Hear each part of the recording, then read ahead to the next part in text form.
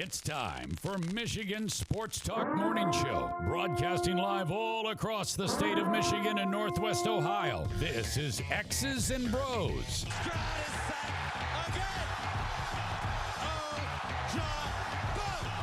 Swings it out to Sadiq Bey. Gets Benny in the corner! To Abdul-Rahman at midcourt. Extra pass. And it goes for the win! The three-pointer by Jordan Poole. Here's the give. Walker! Kenny Walker! Touchdown! Spotty! Goff's got it. Back. Looks. Throws. Ends up. Yes! Caught! Touchdown Detroit Lions! They did it! Amon-Ra St. Brown in the receiving end! Sends one to deep left center field. Back it goes, and that ball's out of here! A grand slam from Miguel Cabrera. He's got 2 goals. Larkin in on goal. Scores! His first career hat trick in his 7th season for Dylan Larkin. Here's your host, Anthony Bellino.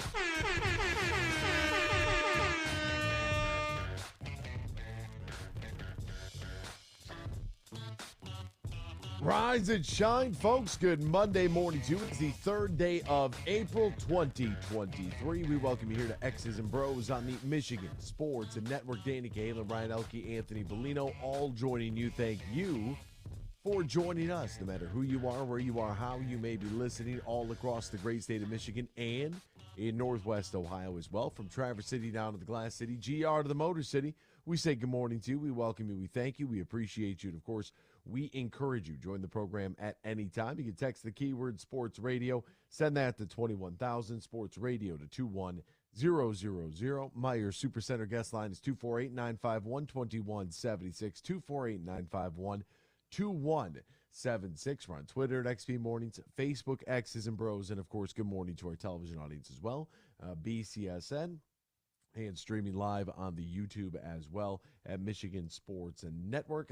.com to that to find our website and find us all individually on Twitter. Danny Kahlin is the Dan in the studio. Ryan Elke is at RyanL_Key. And I'm Anthony Bellino at AC Bellino. Gentlemen, good morning to both of you. How are we on this Monday morning? What in the world is going on? How is everybody? Just classless people all over everywhere. Just can't believe anyone would celebrate winning. It's a joke. Well, there's a difference between celebrating winning and taunting. And it's a very clear, stark difference between the two. But in today's world, when you can do whatever you want, there's no consequences because we just want to live that way, then you get stuff like this. Winning a championship, it's like, go do what you want. The reasoning of why the taunting was happening was the dumbest reasoning in the world. I don't know if you heard the reasonings why LSU was stunting so hard on Iowa. Because Caitlin Clark disrespected their SEC family. Yeah, exactly. We don't like how you guarded the other team, and we took that personally. It's like, that's not their game plan versus you. There is more. There's a stark difference. It's drastic between walking off the court. And I'll say this right now, right off the rip. Caitlin Clark is a jerk. Straight up. Like, she scores a lot of points and shoots from the logo, and nobody's really watching, so people don't know. But she's a jerk. She talks trash the entire game for 40 minutes. She just happens to get a lot of buckets. Like, that's what it is. So if you've seen Iowa play, if you've seen them play in person, when the camera's not constantly on her and she's just talking people's ears off, that's one thing. She's a jerk. But walking off the floor and doing the John Cena, you can't see me, 1, 2, 3, 4, and then continuing because going. She did that to, I believe it was Louisville. She Not even does the it South to everybody. Right. It's in the Iowa pregame warm-up hype video. That's her thing. Like, she must love John Cena. I don't know. But that's what she did. She walked off. It was 1, 2, 3 and walking off. That's different than another girl or player following you around the court. Have you seen that video? Not just the one at the free throw line. They're showing it on ESPN right now. We are literally applauding and encouraging this behavior. That's what's going on. Just following, like, where is the eject? Like, are you kidding me? Are you kidding me? Like, following her around, pointing to her ring finger on the court, doing the. I mean, Kim Mulkey should have been out of the game. The minute she walked into the stadium with that clown suit on, she should have been out. When your toes are literally on the court the entire game. Oh, how are you not even teed up once? She ran into the referee. The referee had to hold her back from going. Just ridiculous. And then she swung on him or her, whatever. You give up 102 points. I listened to trust me. I mean, people were coming after me on the Twitterverse yesterday. At first it was people couldn't believe. We'll talk more about this, but the Caitlin Clark technical. In what world do you live in? Then that's not a technical. Like, since when do you throw the ball out of disgust, out of bounds during the game because a call went against you? You think you're not going to get a technical? You absolutely should get a technical. Like, you can't do that. Well, you're right. But you also can't throw the ball out of bounds. Also, I thought it was a joke of a technical, but at the same time, it's like, that was a 14-point game at that point when it happened? Yeah, it didn't decide the game. The fact that LSU hit every shot and Iowa didn't want to guard and gave up 100 points. Person that averaged 6 points a game, scored 11 points in the tournament, scored 21 in the first half, went 5 for 5 from 3. It's like the game was over at halftime. Ridiculous. Oh, man. But good for them. I mean, the refs, people were like, we'll talk more about it, but people surprised at the refs, first time watching. Is it your first time here? Welcome. It was for a lot of people. You could tell. I'm like, yeah, you guys need to tune in a little bit more often. I don't see anything wrong with this officiating. This is par for the course right now. Kim Mulkey with that terrible looking suit. Oh my God. Jeez Louise.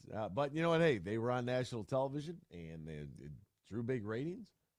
So there you go. That's a win.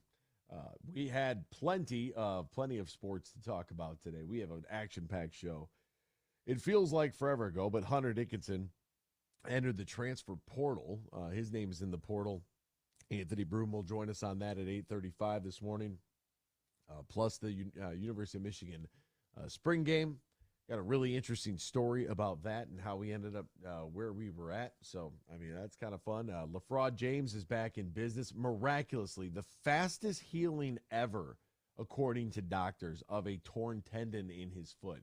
Doctors cannot believe how fast his body has miraculously healed itself now that the Lakers are back in the playoff hunt. So good for him to drop the injury card now that the team is back in business.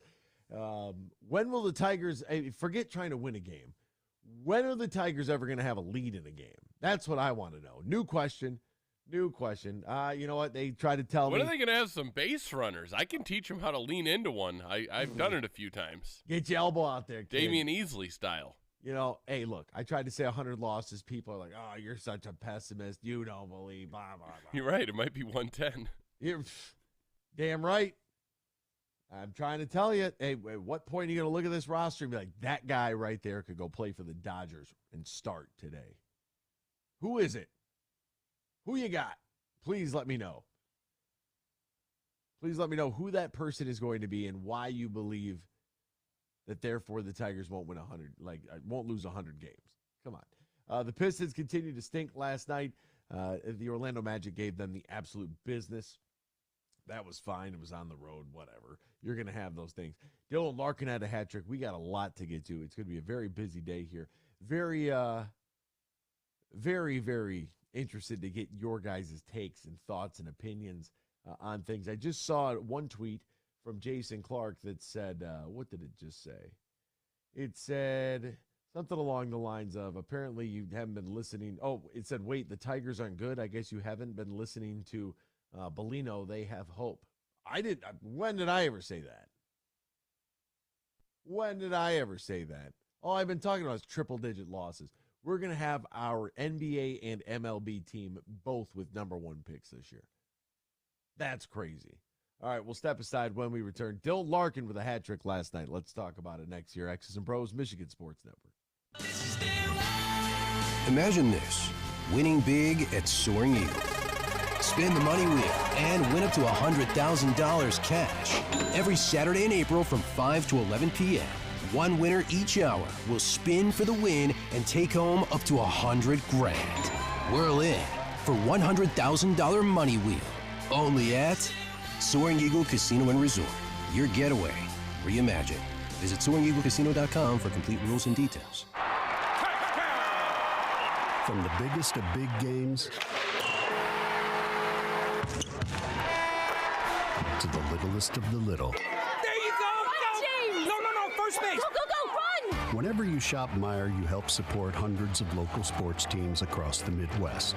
From some of the biggest stadiums in the state to the familiar fields down the street. You're helping make a difference to the people and places you call home. Learn more at Meijer.com/community. When you're in construction, you know that every minute matters and every dollar counts. You've got materials to purchase, employees to pay, and deadlines to meet.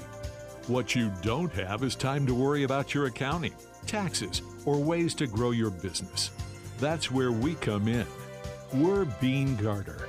And while your business is construction, our business is helping you run your business better. From tax planning, payroll processing, or R&D credit studies, we're here for you with concrete advice and answers. Let us help you build a solid foundation for your business. Whether you're a subcontractor, developer, architect, or engineer, of all the things you build, make your business the strongest. Experience service, expertise, and simplicity at Bean Garter. Find us online, beangarter.com. Bean Garter.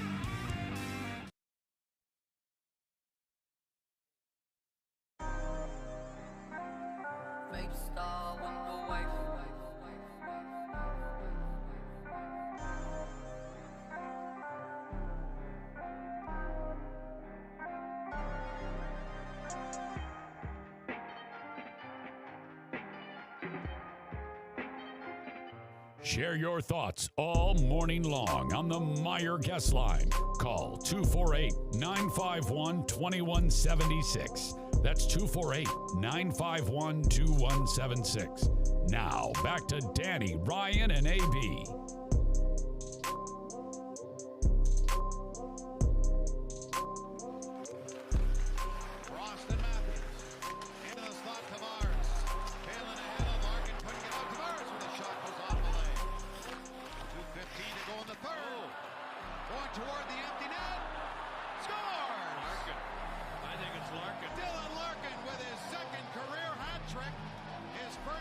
December of 21 against the Devils. And David Br0's knew it. Gets the puck, the family celebrates, and Br0's wasn't going to touch it because he knew who shot it.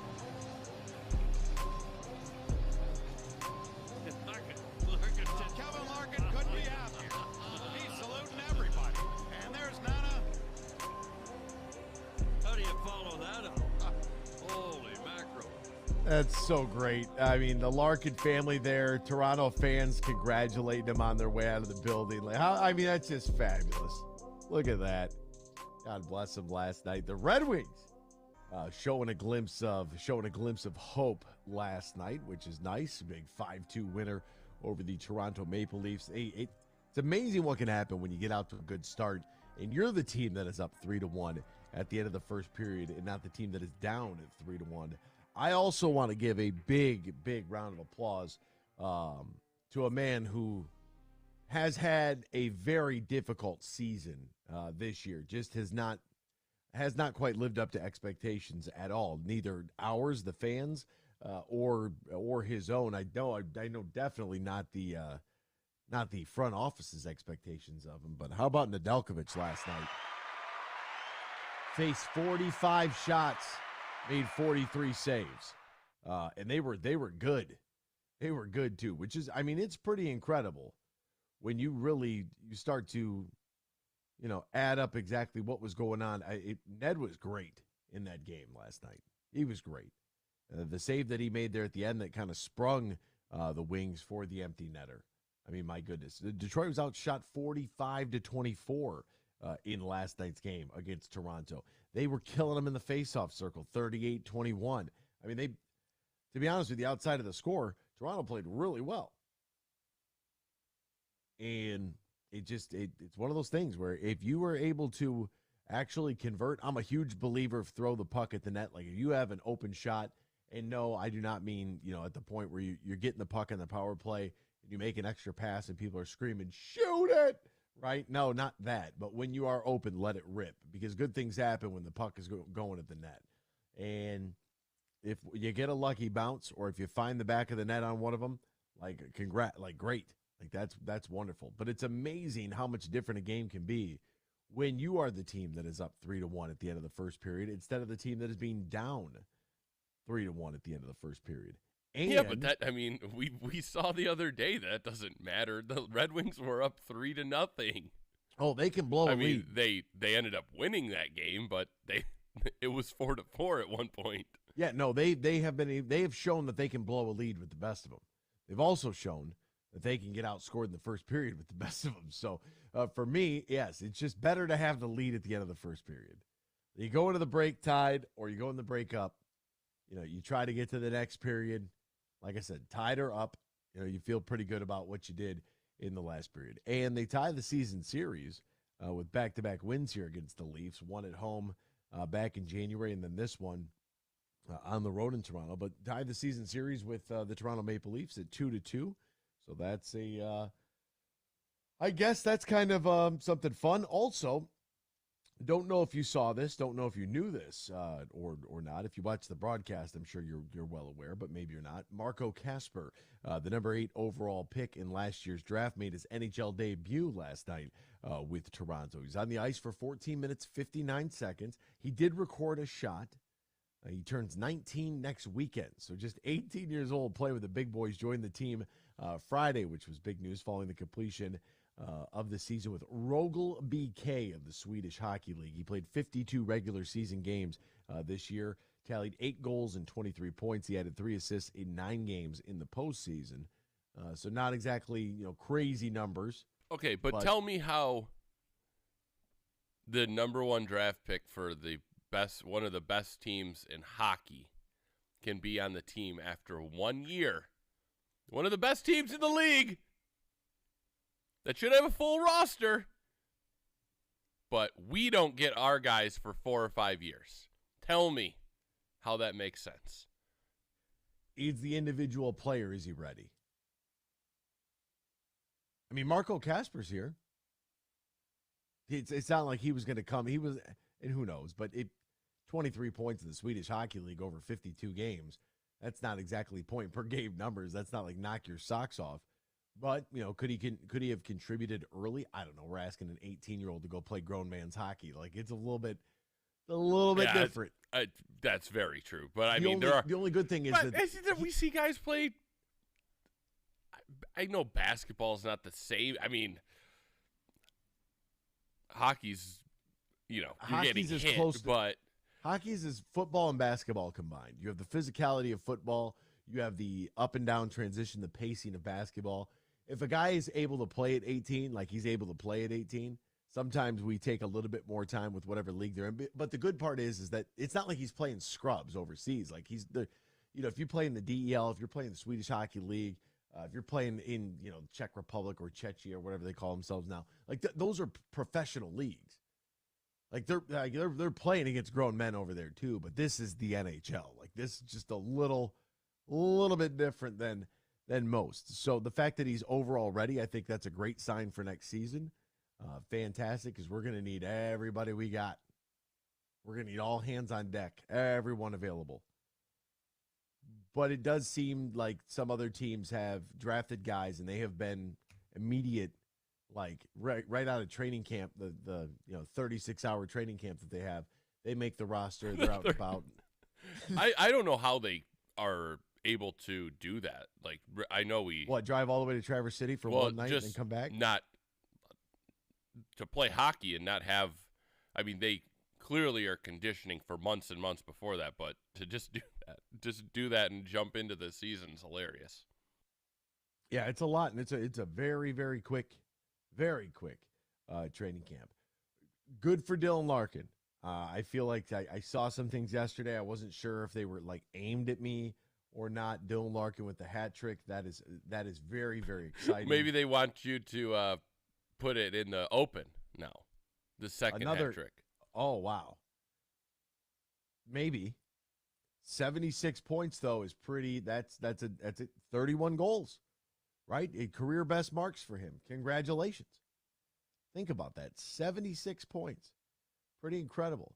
Leon Draisaitl had a hat trick. Don't even. I know you're gonna talk about how Leon Draisaitl has 100 and something points. Well, how would you know I was gonna do that? How many is he at now? Well, Edmonton's going for their they've already clinched their 4th consecutive playoff berth. They beat the Ducks 6-0 on Saturday. Draisaitl has the hat trick, right? Gives him 50 goals on the season. That's fun. 50. Edmonton is the first team to have 50 each. 95-96 Pittsburgh Penguins. They had 50 goal scorers. That was at Lemieux and Jaromir Jagr. How about that? Good for them. Oh, and you want to know you wanted point total for Draisaitl? He's exciting. He's got 50 goals, 70 assists on the season. $120. Put that in your pipe and smoke it. That's all I'm saying. Look, we're a long way away, folks. We're a long ways away. This guy's got 100. He's got 120 points, and his running mate had 124 last week. I'll check the number real quick, just because Captain Connor McDavid, he got his 50th goal. He's a dog. Oh, he's got 62 goals, 84 assists, 146 points. We'll step aside. When we return, everybody was in their feelings over the national championship game last night in women's basketball. People are mad at the refs. People are mad at other people for even watching it. People are mad at LSU. People are just big mad. We're going to talk about it next year. X's and Bros, Michigan Sports Network. Imagine this, a day filled with indulgence, bursting with excitement, and packed with extraordinary moments that build memories to last a lifetime. A day that is unmistakably yours, at the place that is undeniably spectacular. Whether you're winning big, dining lavishly, or relaxing oh so comfortably, it's your getaway reimagined at Soaring Eagle Casino and Resort. Huge here for the Michigan High School Athletic Association. You can stay up to date on the latest from Lansing 24/7 at MHSAA.com, at MHSAA on Twitter, and MHSAA on Facebook. The latest news, press releases, and stories connected to every high school in the state of Michigan, available for you 24/7 from the Michigan High School Athletic Association. Log on to MHSAA.com, at MHSAA on Twitter, and MHSAA on Facebook. And if you're looking for archive, boys and girls, high school sports, MHSAA.TV. That's MHSAA.TV. 24/7, everything you need to know about high school sports in Michigan. Log on to MHSAA.com. Yeah. They say consistency is the key to success. They weren't wrong. I thought for sure you.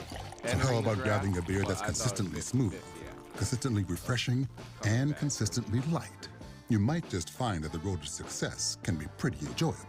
Michelob Ultra, the perfect balance of taste and refreshment, and only 2.6 carbs and 95 calories. It's only worth it if you enjoy it. Enjoy responsibly. Anheuser-Busch Michelob Ultra Light Beer, St. Louis, Missouri. Were you working yesterday?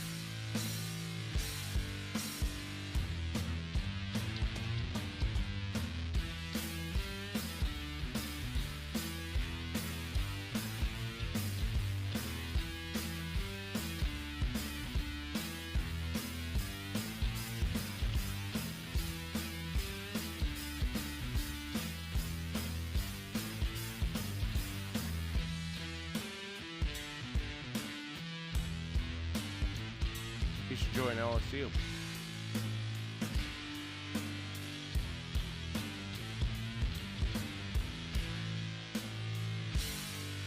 Where he goes to Gonzaga.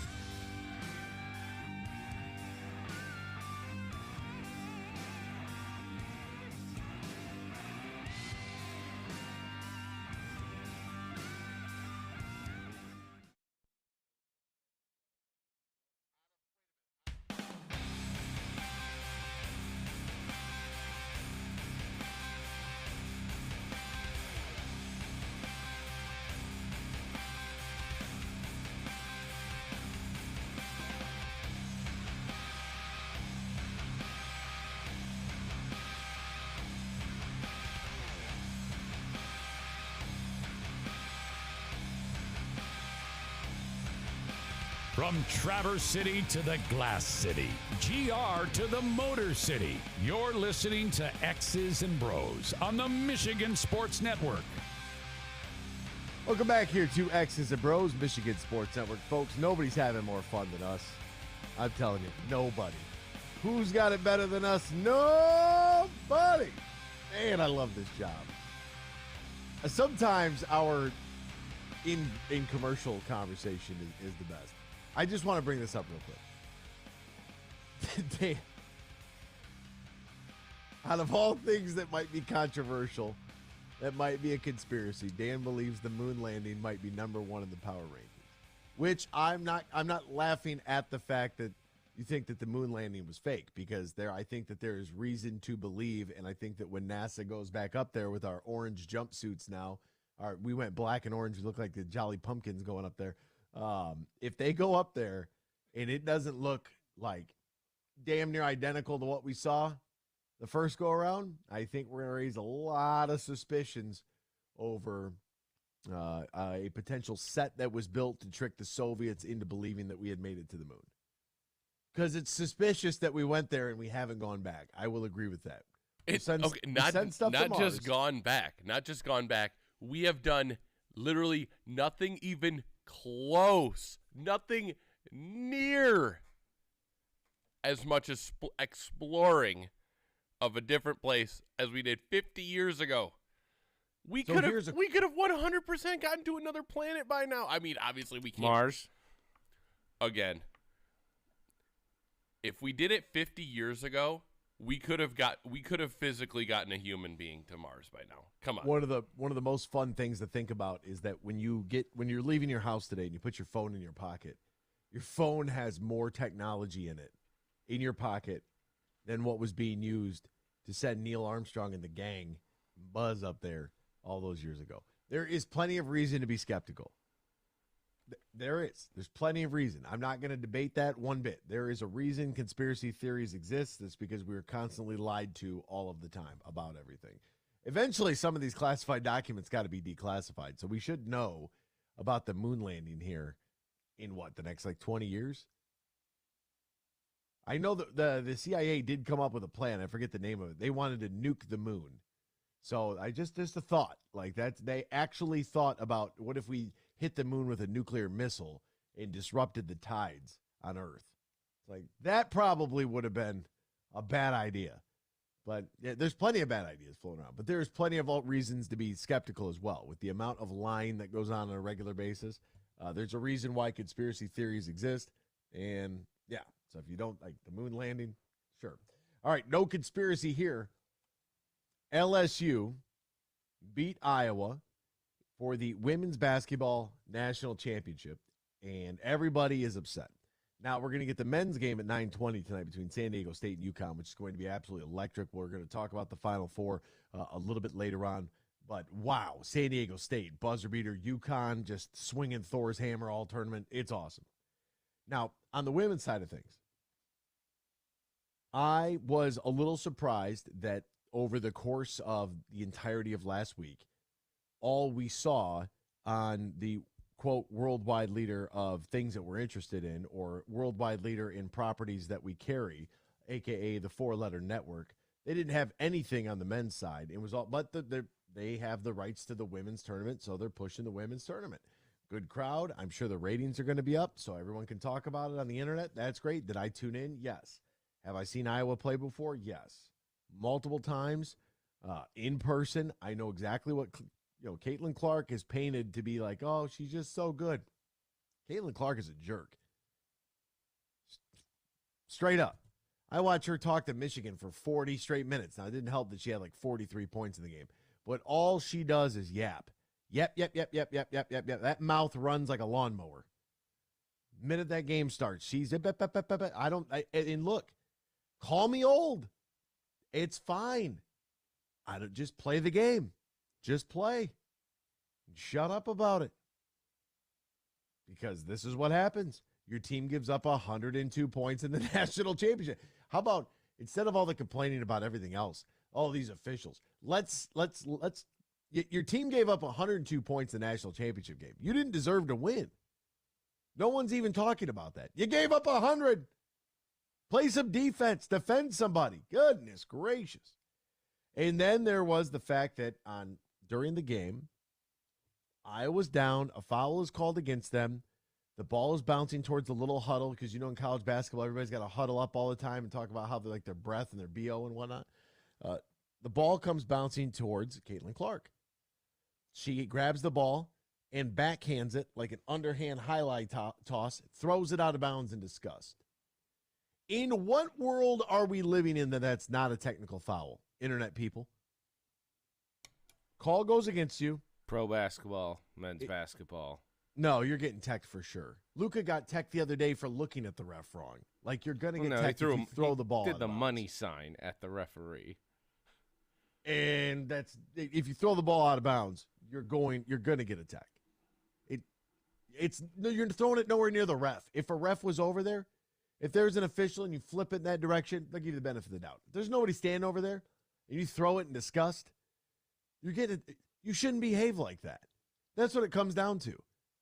But yet you get on Twitter and all these people like, oh my God, that's not a tech. It is a tech. Why are you allowing people to behave like that? There's nothing wrong with behaving properly. There's nothing wrong with playing a little dignity. What are we doing? In this world where everybody gets to do whatever they want, whenever they want, because if not, I need a safe room. Let me grab my teddy bear. I need my emotional support dog. Oh my God. Like, dude, hand the ball to the official. Really not that hard. She gets teched. I'm like, yeah, you deserve that. People are, oh my God, they're coming after me on the internet. Oh, shivering in my boots for all the Twitter folks. And then at the end of the game, to double down with it, as if all the officiating wasn't enough, you have LSU's program, the face of LSU's program. She was also the third or fourth leading scorer on their team in this game. She is walking around chasing Caitlin Clark around the court, giving her the John Cena, you can't see me, and then pointing to her ring finger in Caitlin Clark's face, and nobody says anything about it. And then takes the podium to bait it into a race issue about how her quote, I'm too hood, I'm too ghetto, I don't fit the narrative. Yo, literally followed her, an opposing player around. You chased her around the court doing the John Cena and pointing at your ring finger. Like, you look like a jerk, for a better way to put it. Like, that's lack of a better way, I should say. And then they're standing at the free throw line, and she's staring at her doing it. And then ESPN takes the video and just slaps it all over Twitter like we're encouraging this behavior. Like, that's what we're doing. And then people want to come at me because I'm like, oh, that's interesting the way this is being applauded on social media. Oh, God, you have selective outrage. Caitlin Clark did it first. Once again, stark difference, folks, between walking off the court and doing a 1, 2, 3 and walking off and then following somebody around and doing it in their face. It's a taunting foul. You're going to get flagged in the NFL for it. I'm glad the NFL has the flag for taunting. I'm glad the NBA texts people for it. Like, there's a way to behave as a... I know some people are like, oh, you're not any fun. Nah. Okay, I'm not any fun. But we're going to play with a little bit of dignity here. That's what we're going to do. Because if I was coaching and they were my little kids, I'd be irate if some kid did that. You're going to not see me because I'm going to be sitting on the bench the rest of the game. That's what you're going to do. Like, you're going to win with some humility. You're going to lose with some humility. Like, it is what it is. Yeah, well, she did it first. Stark difference. Go look at the film. Also, I know it's in Iowa's pregame video. That's her thing. I get it. I've seen it happen. Her running backwards down the court doing the you can't see me is one thing. If you find an individual player and follow her around the court, what are you doing? I don't even know how this is arguable. But this is the society we live in. Like, you get to do whatever you want. And now if you criticize it, it's a race thing. It has nothing to do with the fact that Angel Reese is black and Caitlin Clark is white. They're both jerks. Both of them. Like, Caitlin Clark deserved that 110%. Maybe you should do less talking and more playing. You're already playing pretty well. Like, you've set the record.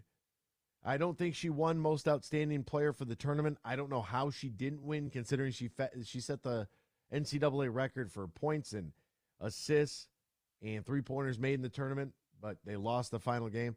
Also, stop with the most whatever statistic you want to find, men's or women's. It's preposterous.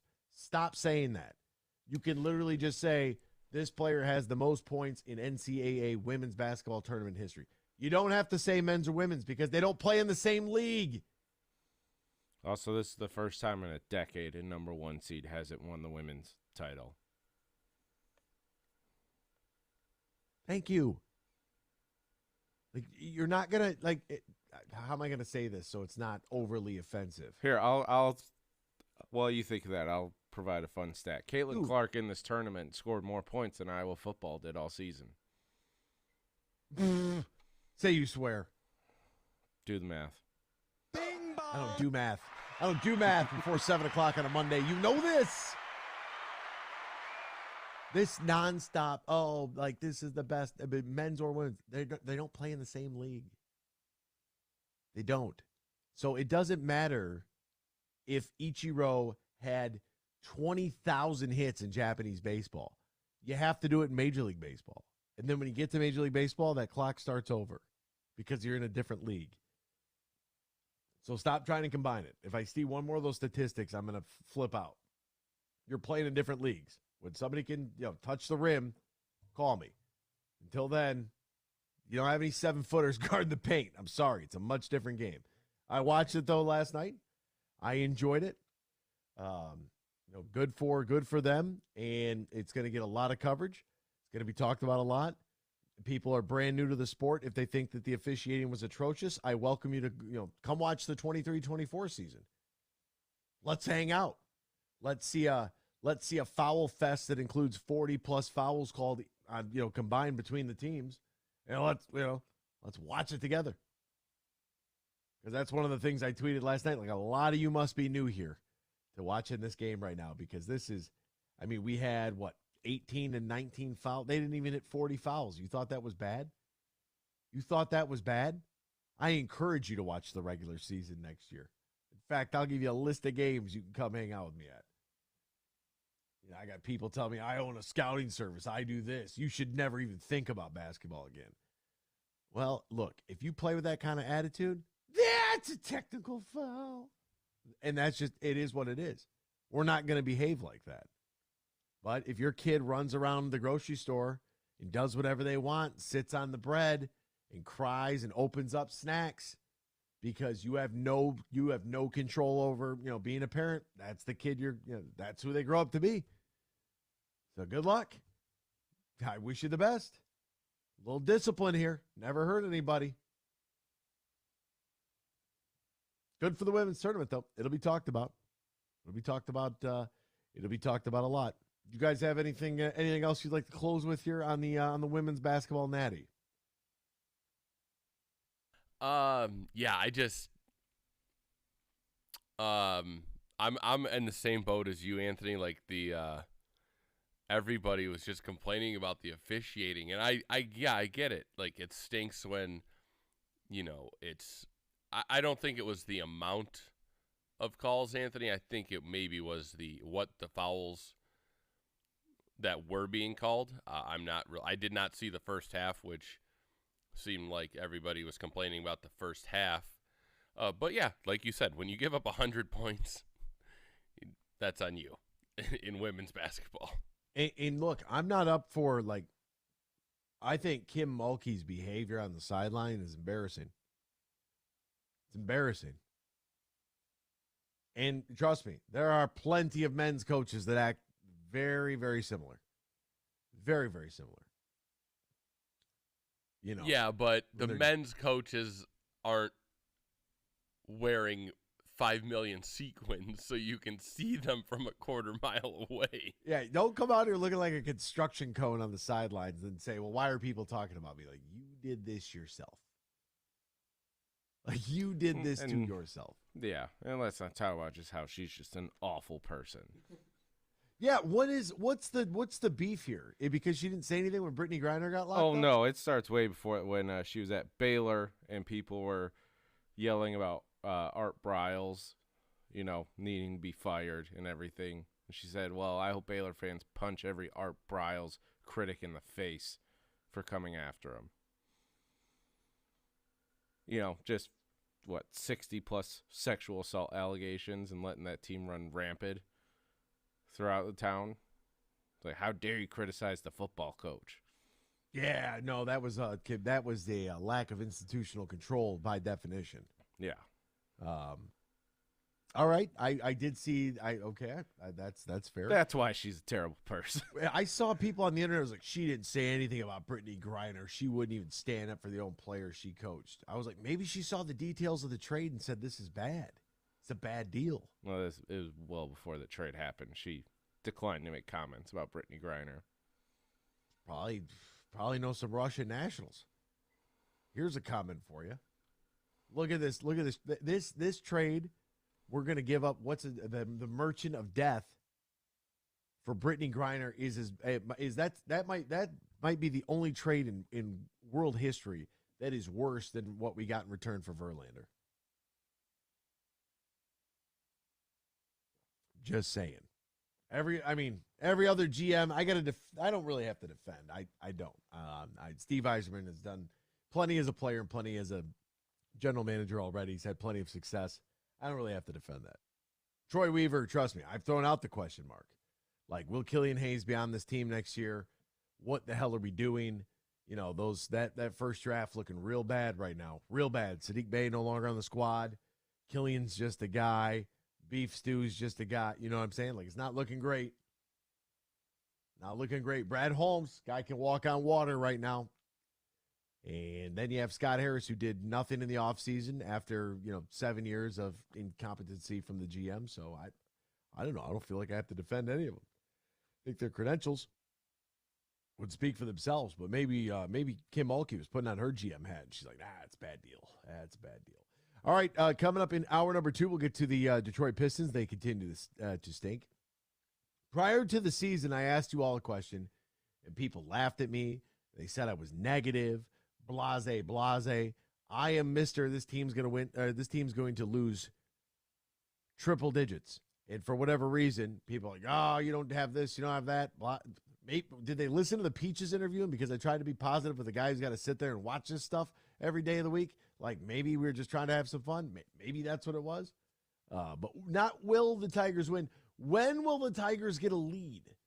That's my newest question. When will they lead in a ball game? That's what I want to know. Because do you remember when we went through the schedule before the season? And I think it might have been Dan who said they'll luck into one. I was like, Tampa not winning that series, Boston not winning that series, Houston not winning that. Like, you're not winning 1-15, 0-16. How they're going to start this year, I believe, is what was said. 0-3 on our way there. All right, we're going to step aside on this Monday. Don't go anywhere. Hour 2 is next. X's and Bros, Michigan Sports Network. Huge here for all the Mr. Car Wash locations.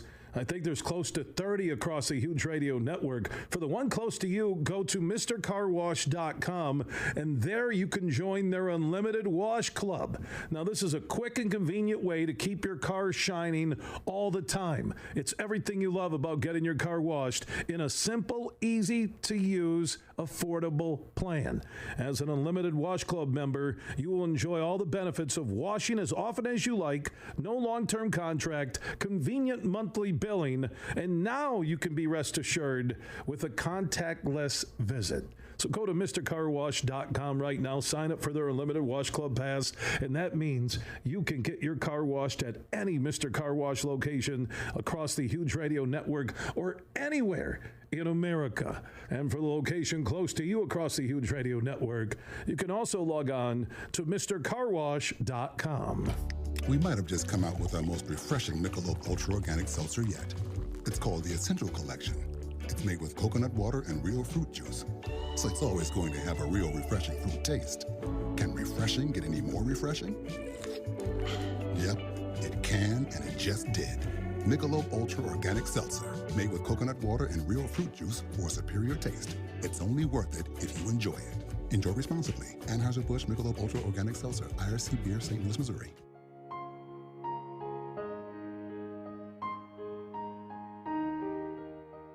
If you or your family is touched by autism, learn more about Freddy's Foundation at #PopTheTap at freddythepizzaman.com. That's FREDI, thepizzaman.com, or email freddythepizzaman@gmail.com.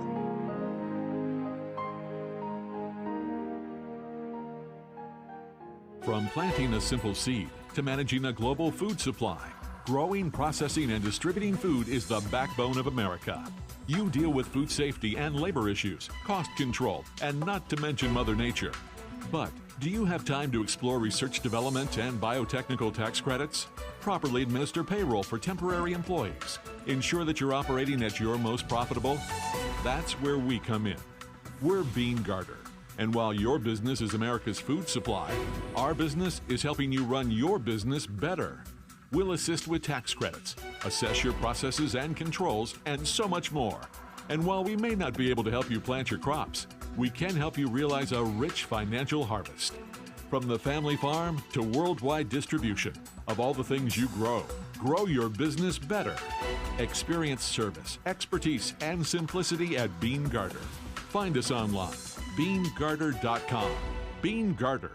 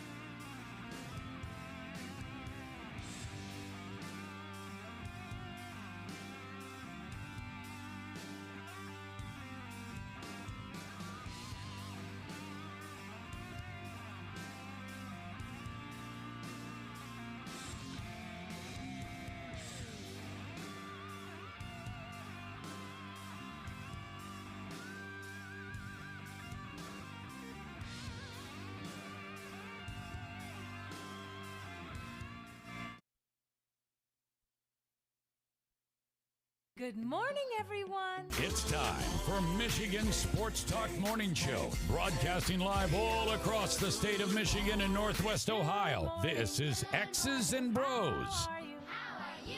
Good morning. Good morning. Good morning. Good morning. Good morning. Good morning. It's a good morning. Wake up to a brand new day. Hello. Good morning. Good morning, Vietnam! Here's your host, Anthony Bellino.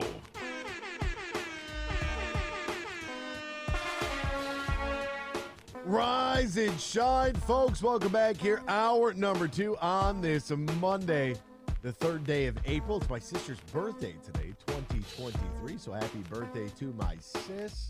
Oh, fantastic. What a day we're having. What a weekend we had. My goodness. Action-packed. NBA, NHL, Final Four on both sides. Major League Baseball's first weekend underway. One game that the Guardians played took 2 hours and 3 minutes, and now people are complaining, my ticket's going to be less because now I won't be entertained as long. Okay. All right.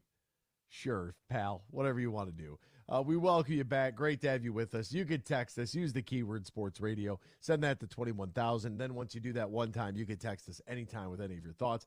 Call us on the Meyer Supercenter guest line, 248-951-2176, 248-951-2176. We're on Twitter at XP Mornings, Facebook, X's and Bros, and, of course, good morning to our television audience as well on BCSN. And streaming on the YouTube page. Dan, what have you done to the sheet? Oh, my goodness. Dana Cahalan is at Dan in the studio on Twitter. Ryan Elke is at RyanL_Key. I'm Anthony Bellino at AEC Bellino. Let's hit the phone line first before we do anything else. So we've got Paul in GR. What's happening, Paul? How are you, my friend? Hey, what's up, my man? How are you? Hey, life is good, man. Happy Monday. Best day of the week. Time to set the tone for the rest of the week. Oh, absolutely, man. I love Mondays. So, listen, man, I'm kind of baffled here. I thought for sure that we would improve this year, and at the least be somewhat exciting to watch. Wait. What team? Who? What team? I'm sorry. My bad, AB, the Tigers. I Paul. mean, dude, we have a couple major league hitters in the lineup that have to be better this year. We had 100 injuries last year. And, I thought at the very least, Tork and Green would take the next step.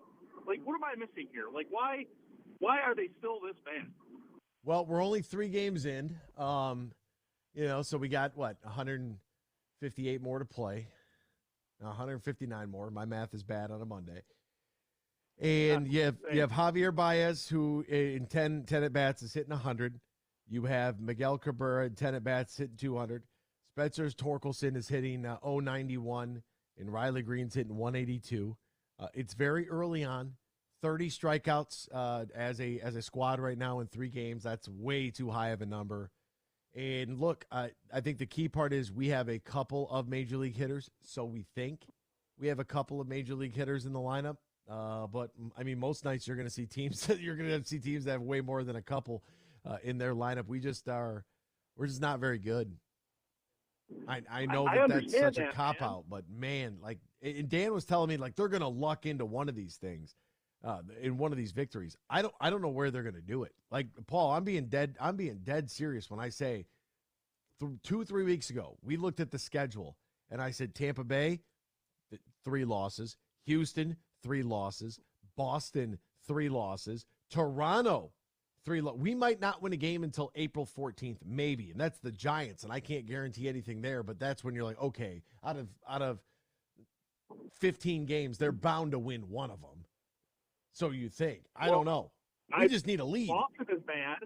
They're not good, but, I mean, even Matone and Beerling, however the hell you say his name, I didn't hate that trade. I just thought it would be a lot better than it was last year. And, you got guys like Keith and, Austin's brother on the cusp. I didn't think it was going to be this bad again. And I'm fully expecting Green and Torkelson to take the next step, Javi to have a better year, Austin Meadows could definitely have a better year.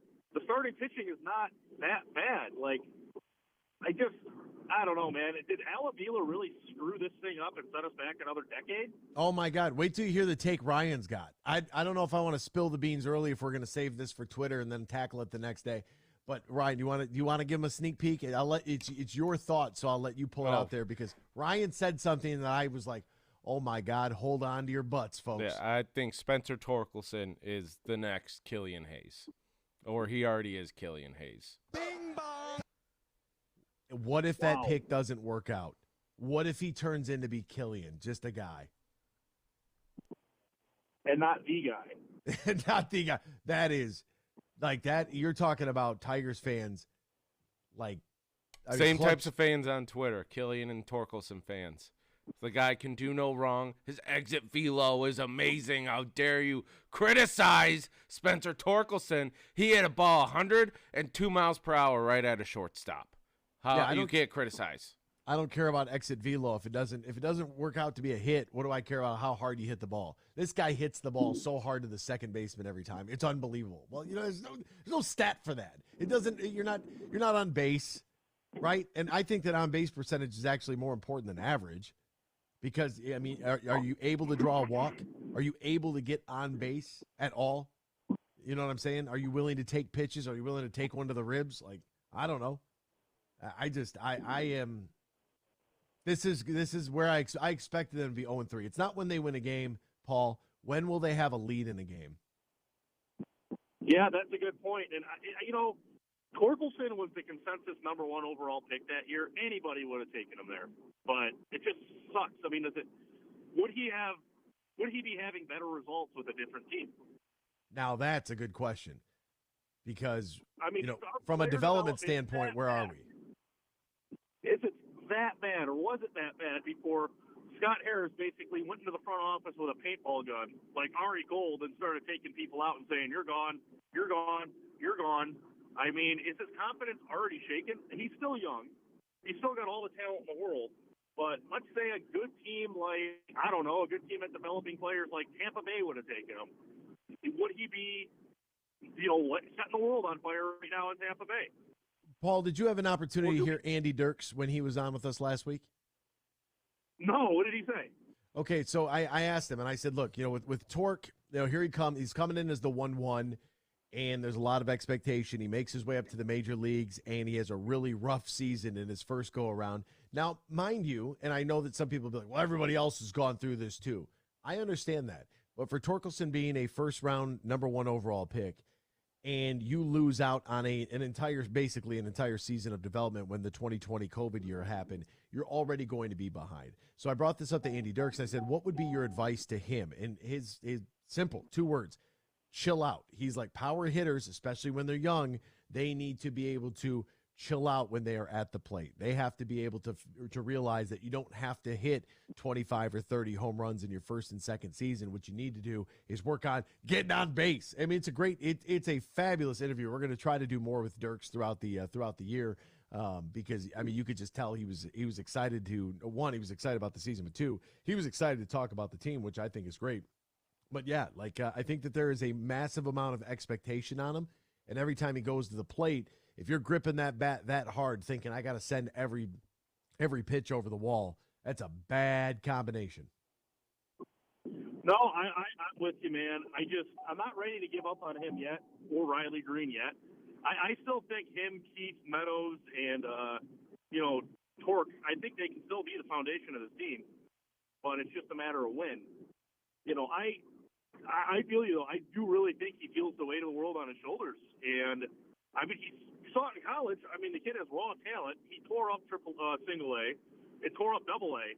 But the thing that I didn't agree with was he only hit like 235 in triple A. He wasn't ready to come up last year. So I think his confidence took a hit, too. Oh, yeah. Like, if you're not at triple A and you're not a high, like 275 plus in triple A with power, like, I don't understand why people think that's automatically going to translate, because a majority of the time It's AAA baseball. It's the minor leagues. So you better be able to have a really high average there if you think you're going to walk into the major leagues when you got to deal with major league pitching every single night. Paul and GR, man, appreciate the call. Great conversation with you this morning. Thank you for listening, my friend. Hey, thank you, brother. Hey, Avila better not show his face in Detroit for a while. No. Hide out, Al. Get out of here. You better find you're going to have to go to witness protection program. We'll step aside. USDA Scott, he's waiting on hold. Oh, we got a lot to get to. Don't go anywhere. Keep it locked right here. X's and Bros, Michigan Sports Network. They say consistency is the key to success. They weren't wrong. So how about grabbing a beer that's consistently smooth, consistently refreshing, and consistently light? You might just find that the road to success can be pretty enjoyable. Michelob Ultra, the perfect balance of taste and refreshment, and only 2.6 carbs and 95 calories. It's only worth it if you enjoy it. Enjoy responsibly. Anheuser-Busch Michelob Ultra Light Beer, St. Louis, Missouri. Huge here for the Michigan High School Athletic Association. Now you can follow everything Michigan High School sports 24/7 at MHSAA.com. On Twitter, at MHSAA. On Facebook, MHSAA. And you can watch archive sports and live sports in season for boys and girls all across Michigan, all schools, at MHSAA.tv. But stay up to date on everything Michigan High School sports at MHSAA.com. From planting a simple seed to managing a global food supply, growing, processing, and distributing food is the backbone of America. You deal with food safety and labor issues, cost control, and not to mention Mother Nature. But do you have time to explore research development and biotechnical tax credits? Properly administer payroll for temporary employees. Ensure that you're operating at your most profitable? That's where we come in. We're Bean Garter. And while your business is America's food supply, our business is helping you run your business better. We'll assist with tax credits, assess your processes and controls, and so much more. And while we may not be able to help you plant your crops, we can help you realize a rich financial harvest. From the family farm to worldwide distribution of all the things you grow, grow your business better. Experience service, expertise, and simplicity at Bean Garter. Find us online, beangarter.com. Bean Garter.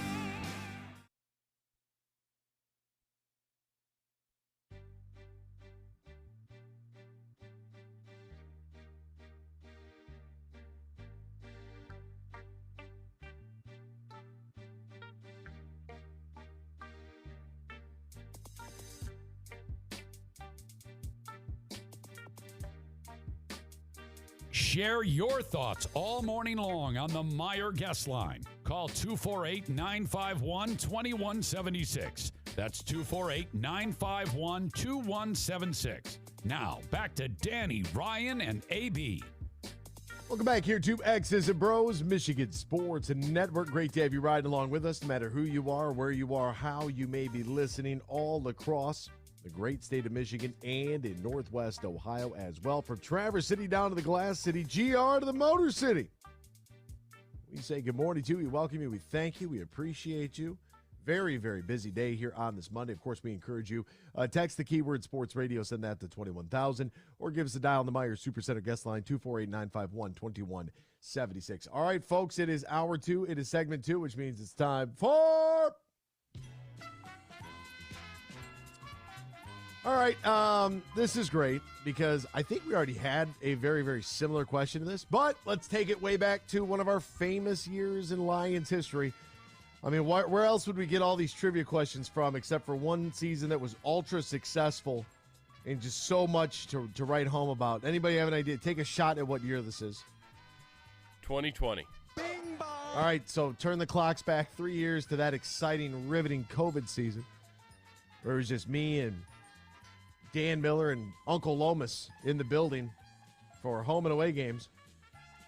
Be hanging out together. You could hear Dan all throughout the building on the away games. That was crazy. What a time to be alive. All right, who was the Lions' primary return man for both punts and kickoffs in 2020?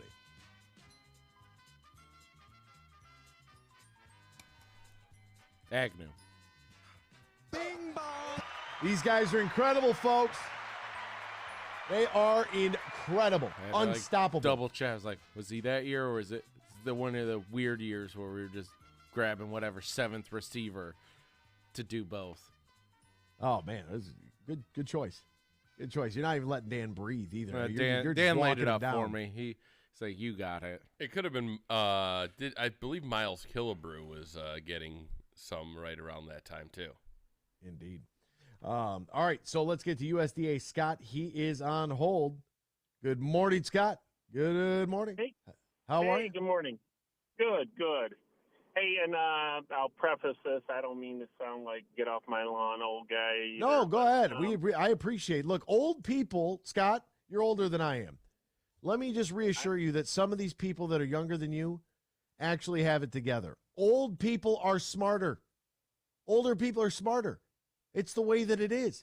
50 years ago, the owner's manual in your car told you how to change valves and gaskets and whatnot, how the engine worked. Today in the owner's manual of a vehicle, it says don't drink the battery fluid, Scott. Older people are smarter, so go ahead. All right. Well, first of all, Michael Jordan, Barry Sanders, Emmitt Smith, these guys didn't celebrate how great they were. Everybody else celebrated them. So I don't know this Caitlin Clark. I think I've seen a few, videos. And my kids both played college, my girls. Well, all three of them played college athletics. One played soccer. The other ones played basketball. And I enjoy going to watch my girls, but Caitlin Clark couldn't score a basket against FAU, and I'm sorry, and you're probably going to get people hounding me on that, but it's the truth. One of those guys wants to shut her down, they're going to shut her down. I mean, she's not going to score. It's the way it is. And to celebrate how good you're scoring 30 a game, they can't stop you. The other team can't stop you. It's not good enough for you. Just play, and people returning the favor to her,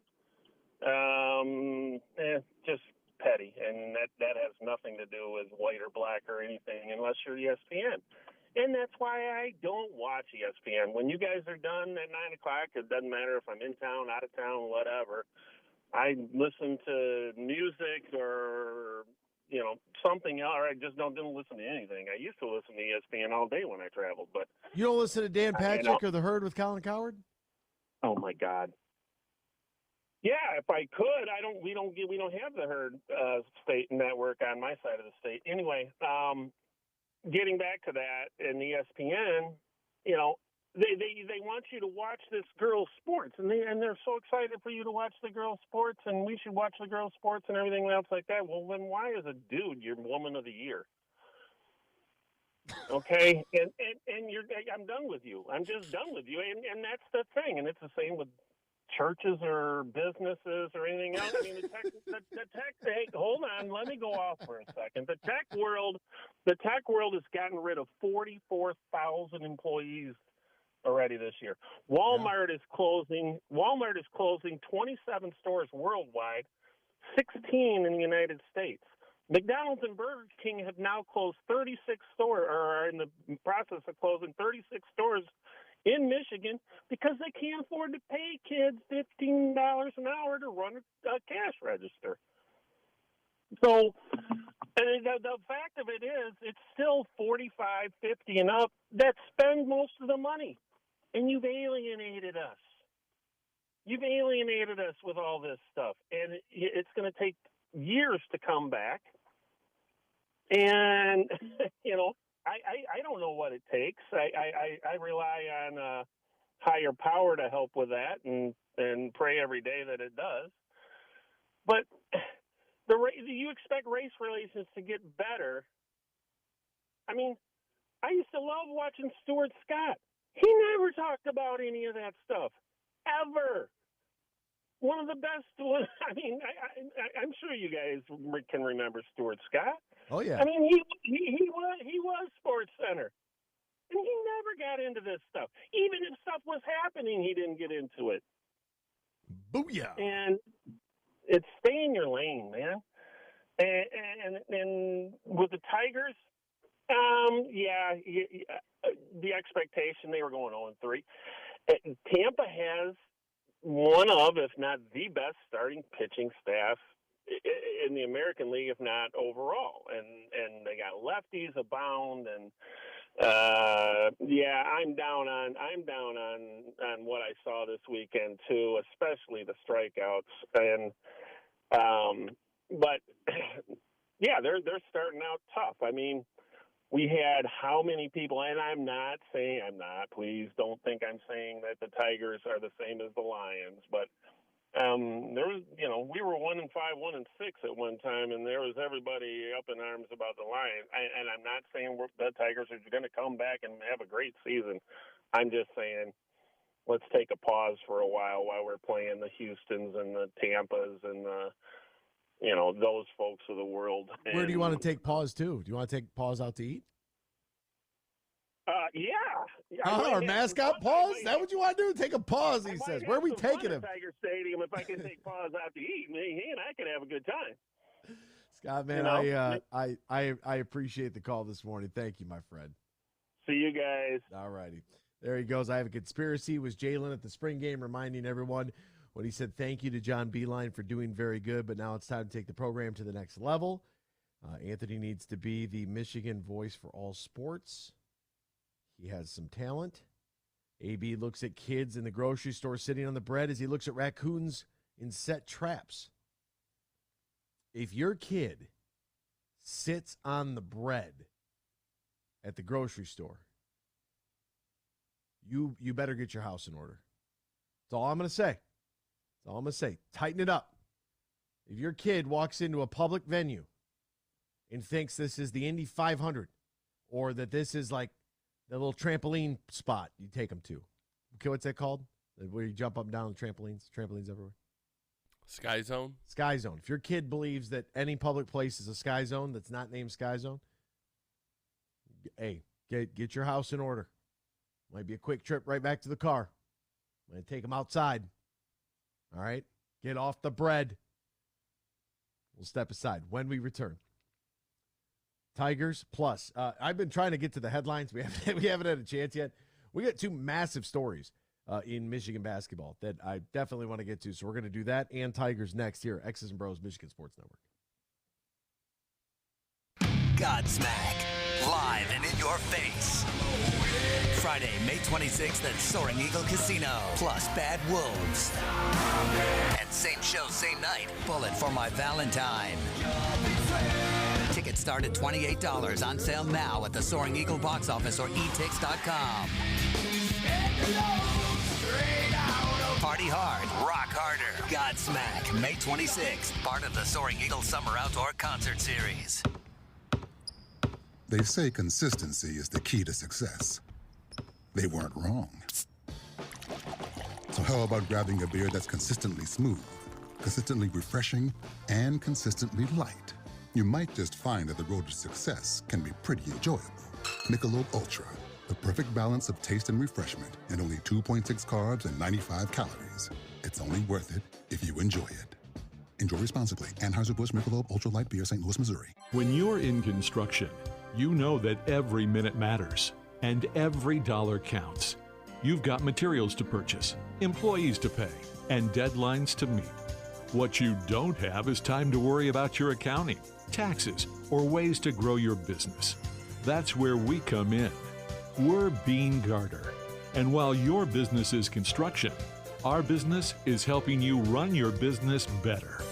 From tax planning, payroll processing, or R&D credit studies, we're here for you with concrete advice and answers. Let us help you build a solid foundation for your business. Whether you're a subcontractor, developer, architect, or engineer, of all the things you build, make your business the strongest. Experience service, expertise, and simplicity at Bean Garter. Find us online, beangarter.com. Bean Garter.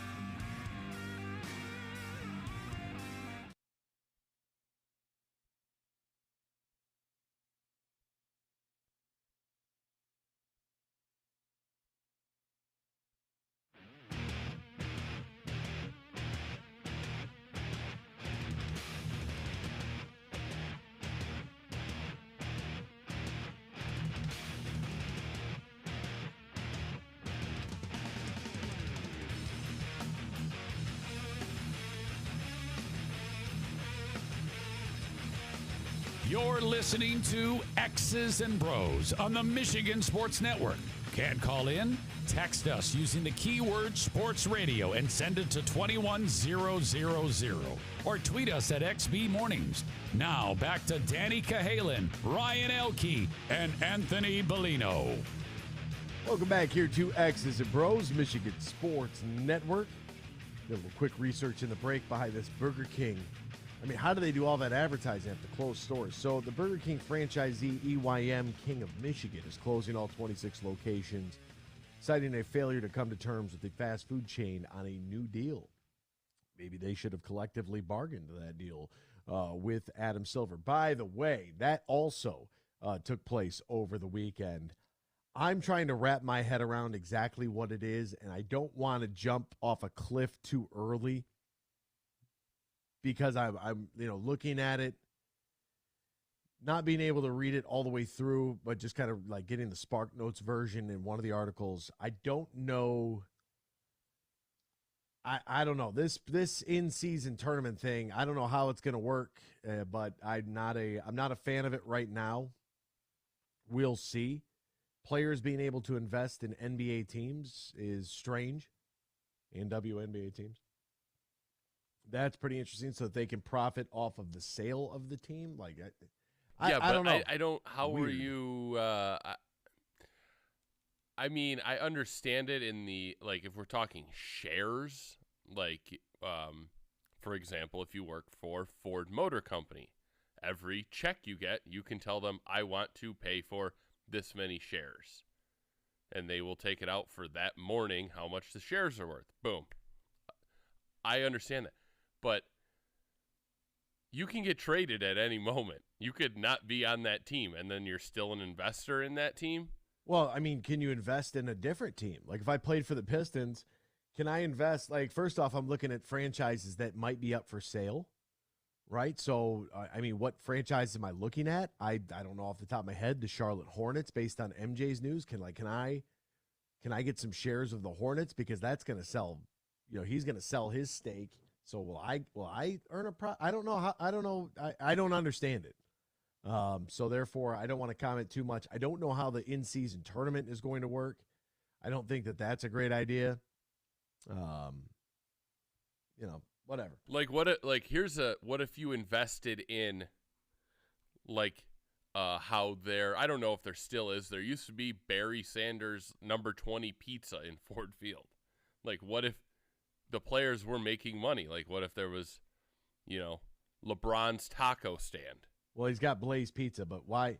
I mean, how much money does a guy need to make? Yeah, of course. Jeez Louise. Like, I don't know. I don't know what this means for the league moving forward. I do like the fact that you got to play a minimum 65 games in order to be eligible for any of the major Should be awards. up to 70. Should be 70. I agree. I also think that you should not be compensated for games you miss. And I know that folks would just lie on the injury report. So, hey, we're going to pay you $40 million this season based on an 82-game season. We'll prorate that for how many games you missed this year. A little bit more incentive. If you're a healthy scratch, then yeah, you're not paid. That's PTO. Right, but let's say if you're on the injury, if you're then injured, they just put you on the injury report. They'd be like Ryan Elke left thigh contusion. Well, then you're going to have the GM and the owner questioning the coach more. What if it's the GM who's putting him up to this because we got a tank? There's just not a good way to police it. Right.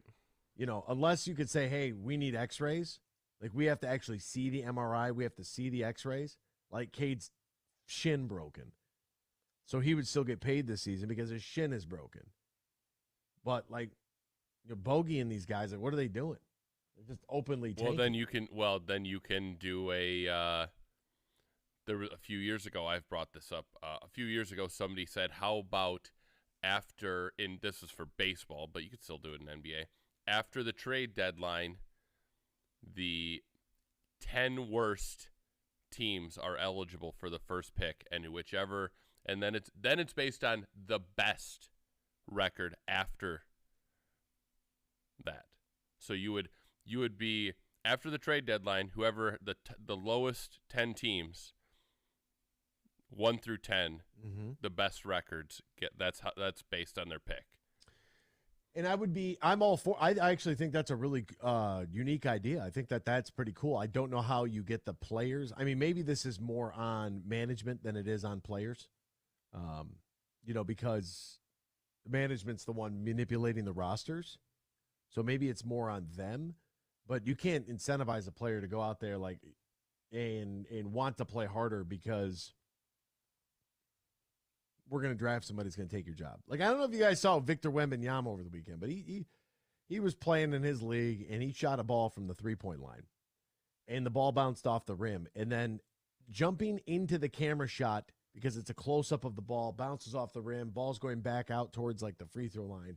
And jumping into the camera shot is the guy who shot the ball, Victor Wembanyama, for a putback dunk on his own miss.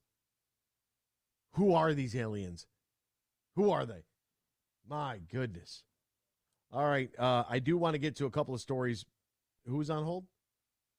The huge one has Huge just one. called. Oh, Huge is on hold. All right. Good morning, Mr. Huge. How are you, sir?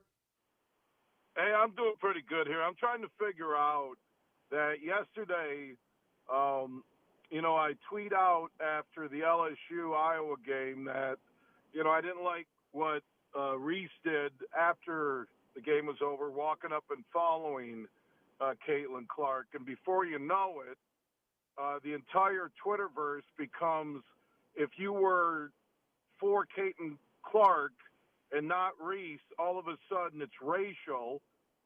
Then they're trying to compare it to what Clark did against Louisville when it was to the fans.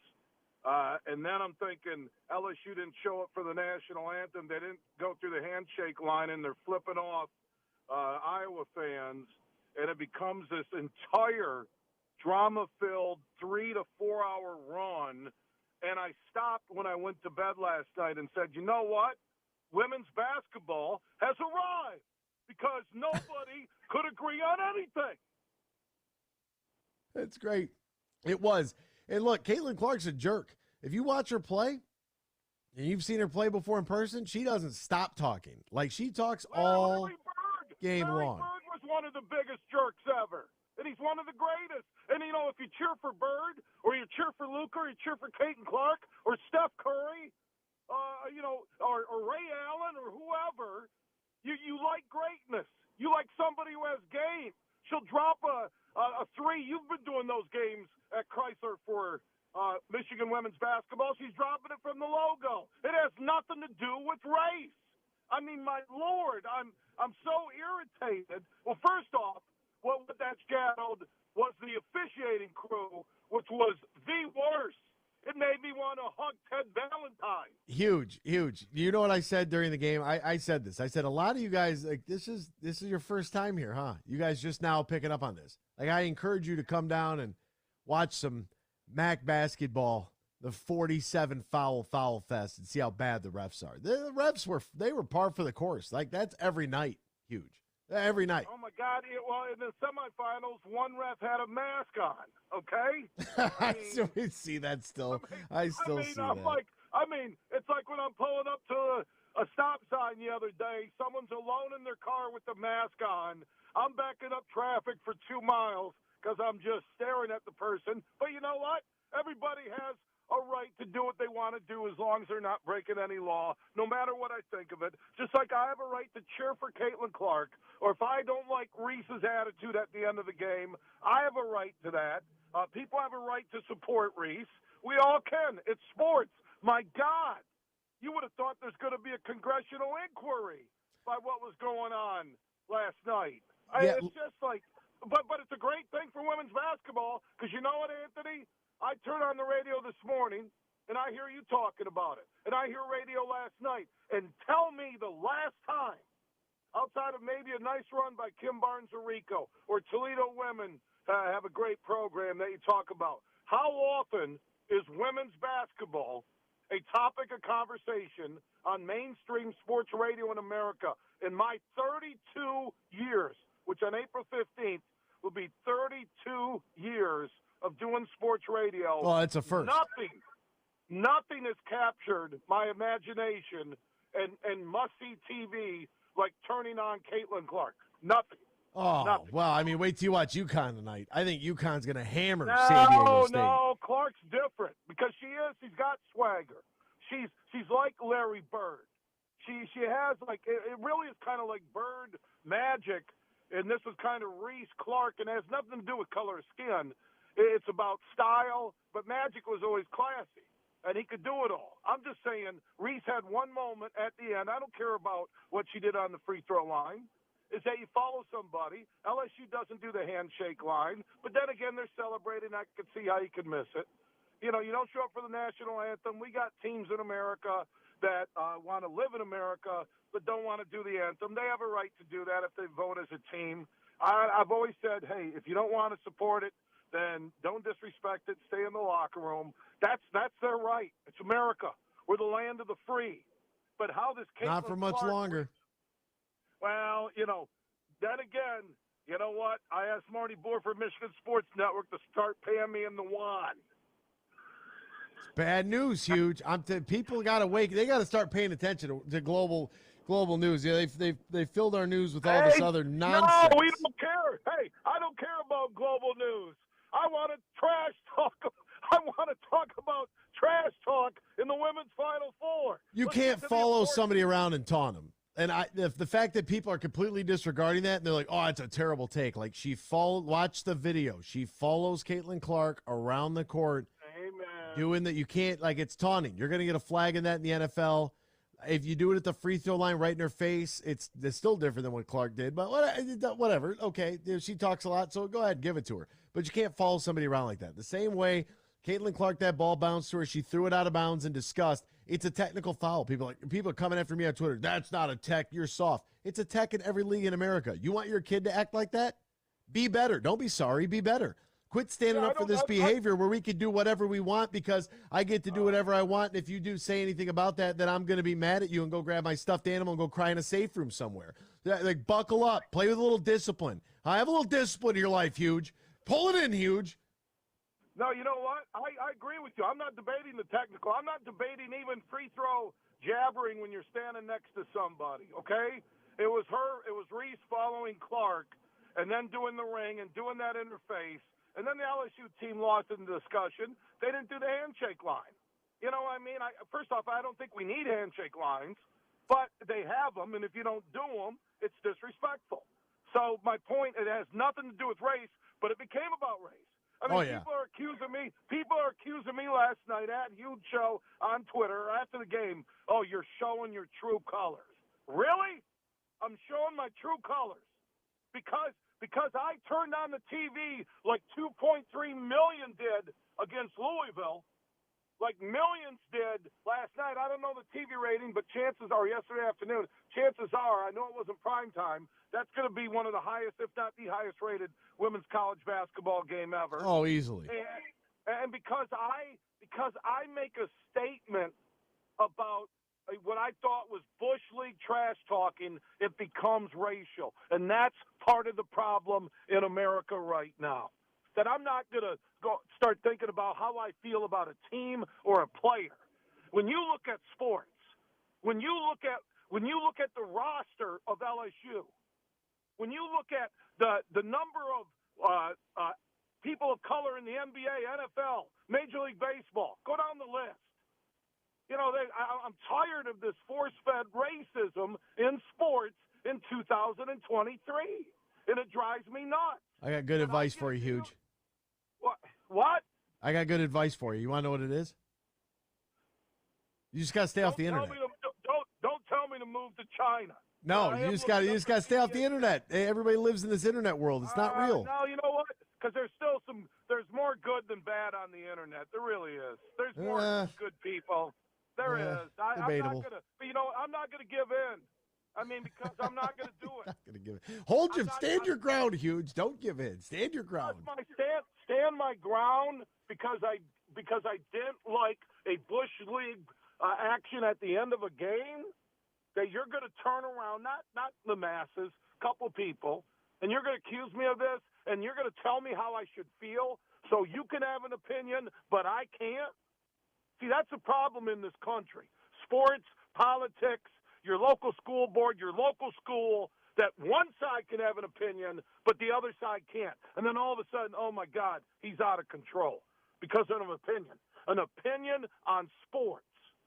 That's what it was last night. It wasn't politics. It wasn't skin color. It wasn't religion. It wasn't the fact that the female Elvis was coaching LSU. It was about sports. She should have been tech, too, that behavior on the sideline. Jeez. God. And people are like, God, oh, you're only saying that because it's her. I can say that about Izzo every game. Every game. Oh, Jesus. Look at that Kim, what Kim Malarkey, what our Mulkey, is that, there was, if you look at that free throw video, right next to Reese is the coach from LSU because she was that far out on the court. I mean, God, but it was a beautiful thing, this Final Four run, this women's tournament. It really was, all next level. And then we're complaining about refs, which everybody does. And then it becomes racial. It becomes like Dawn Staley after South Carolina lost, saying the media and people, and I'm trying to think, I didn't hear anybody ever say anything about South Carolina connected to color. I didn't hear anybody when they're the defending national champions talk about color. I didn't read anything, and I do sports. I didn't hear anything. I hear Reese talking afterwards about this is for people like me. And I'm going, wait a minute. I haven't heard anybody talk about color connected to LSU. I've never heard a damn word. Not one word, just like Dawn Staley, not one word about color. South Carolina, great team. LSU, a great team. It wasn't the trash talking on why Iowa lost. They were the better team. Flat out, the depth, their bench, 24 first-half points. All the things you need to be a champion. But to sit there and use after the game that the media was using color against you like this is the 50s or 60s just drives me nuts. Show me the facts. Because all we hear in the media now are allegations of someone did this. I'm talking in sports, and we don't get the facts anymore. There are no facts. The women's NCAA tournament this year was the best I've ever seen. It's the first time I ever wanted to turn on the TV. And that included LSU when they played Michigan earlier in the tournament. Yeah. I didn't say I'm not watching LSU because of skin color, religion, or the fact that their coach kept singing Viva Las Vegas at post-game press conferences. I watch greatness. I want to be entertained. I want to follow a team, a journey. But you can't say things, Dawn Staley, Reese afterwards last night, that this is about race in sports. No, it's not. No, it's about taunting. You can't chase someone around the court taunting them. I don't know why why so many people want to give that a pass. It's poor form. It's poor form. It is what it is. There's a few of us that are still, I guess, telling all these kids to get off our lawn. There goes Huge. We'll be back hour 3 next. X's and Bros, Michigan Sports Network.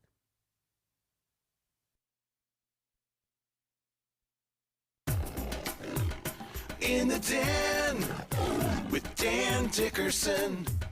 DraftKings Sportsbook is an official sports betting partner of the NFL. Download the DraftKings Sportsbook app today and use code HUGE for a special offer when you sign up. That's code HUGE, only at DraftKings Sportsbook. There are a lot of new faces on the Tigers this year. Who might surprise? Well, there are many candidates, but I'd start with the two kids who came from Philadelphia in a trade this offseason, Nick Maton and Matt Vierling. Maton has serious pop in his bat, but he never really hit for power in the minor leagues. Then he hit 5 home runs in 72 at-bats for the Phillies last year, 5 more in just 48 at-bats this spring for the Tigers. Maton has shown he can hit a fastball. Now he has to show he can hit spin or lay off it so that he can make more contact and put that power on display. Matt Vierling is one of the fastest players in the league. The next step for him, get on base at a better clip so he can showcase that speed and take advantage of the new rules to become a much bigger base-stealing threat.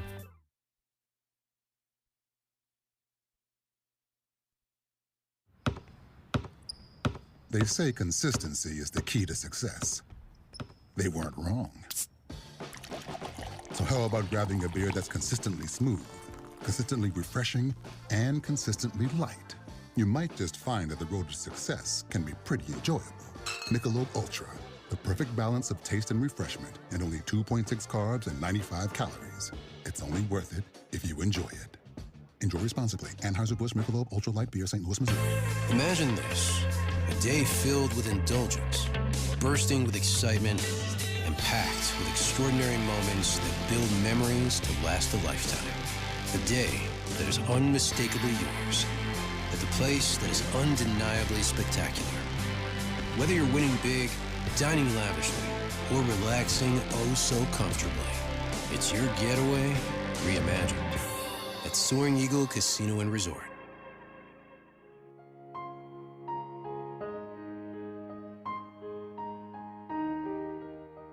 If you or your family is touched by autism, learn more about Freddy's Foundation at #PopTheTap at freddythepizzaman.com. That's FREDI, thepizzaman.com, or email freddythepizzaman@gmail.com.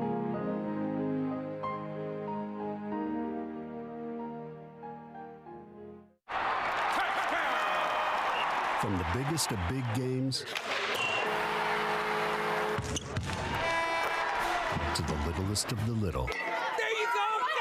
Go! No, first base! Go, run! Whenever you shop Meijer, you help support hundreds of local sports teams across the Midwest. From some of the biggest stadiums in the state to the familiar fields down the street. You're helping make a difference to the people and places you call home. Learn more at Meijer.com/community.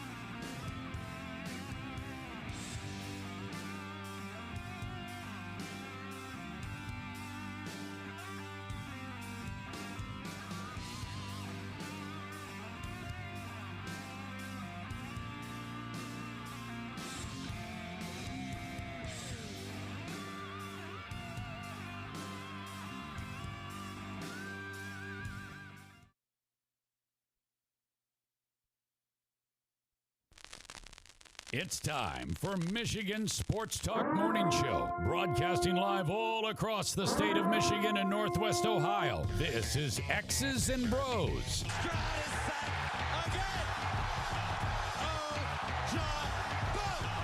Swings it out to Sadiq Bey. Gets bending in the corner. To Abdul-Rahman at midcourt. Extra pass. And it goes for the win. The three-pointer by Jordan Poole. Here's the give. Walker.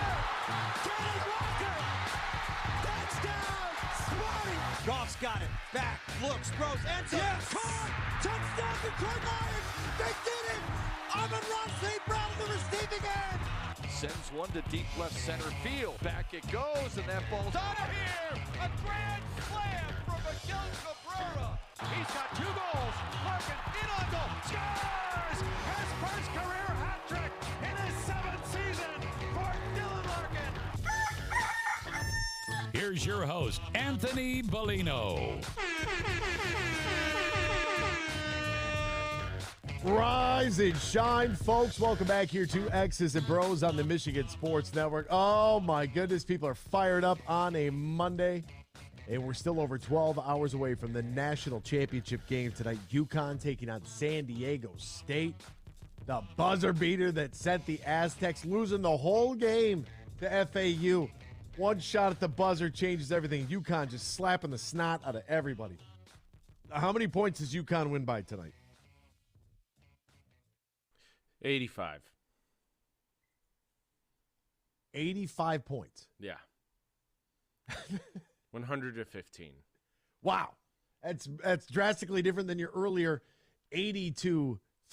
Yeah. Winning by 50. So I'm buying into the hype as the day goes on. It'll be 1 billion points by the time tip-off happens at 1 a.m. tomorrow morning. Wow.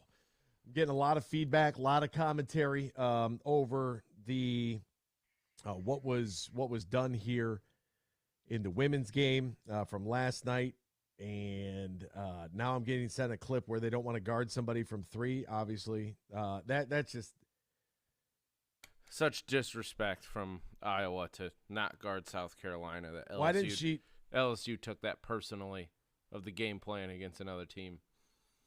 If people think this is the same as, what's her name, Angel walking around taunting Caitlin Clark? Like, wow. That was the dumbest reasoning of, like, Caitlin Clark needs to respect LSU. How dare you guard South Carolina like that? Yeah, it worked. South Carolina. Yeah.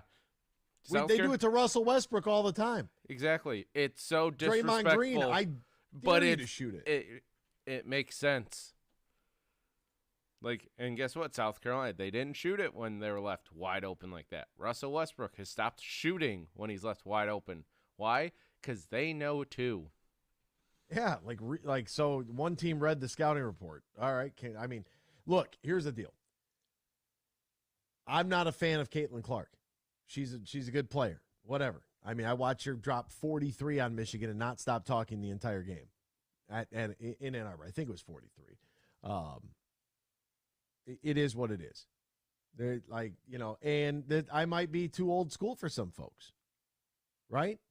That might be true, but I think you could play the game. I think you can play the game without following somebody around the court, taunting them on a dead ball. Angel Reese. I think if the dead ball bounces to you and you throw it out of bounds, you deserve to get a technical foul, Caitlin Clark. Like, anybody who wants to make this anything other than what I'm seeing, in my opinion, on the matter, I think you're nuts.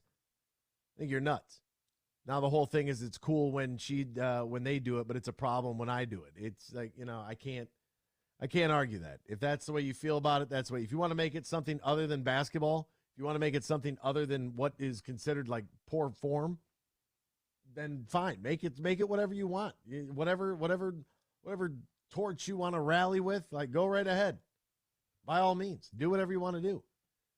That's the internet for you. If you think that what they did to South Carolina, giving them 50 feet of space to shoot it, you think that's the same as somebody walking around the court taunting another. They throw a flag for taunting in the NFL, just so everybody's aware.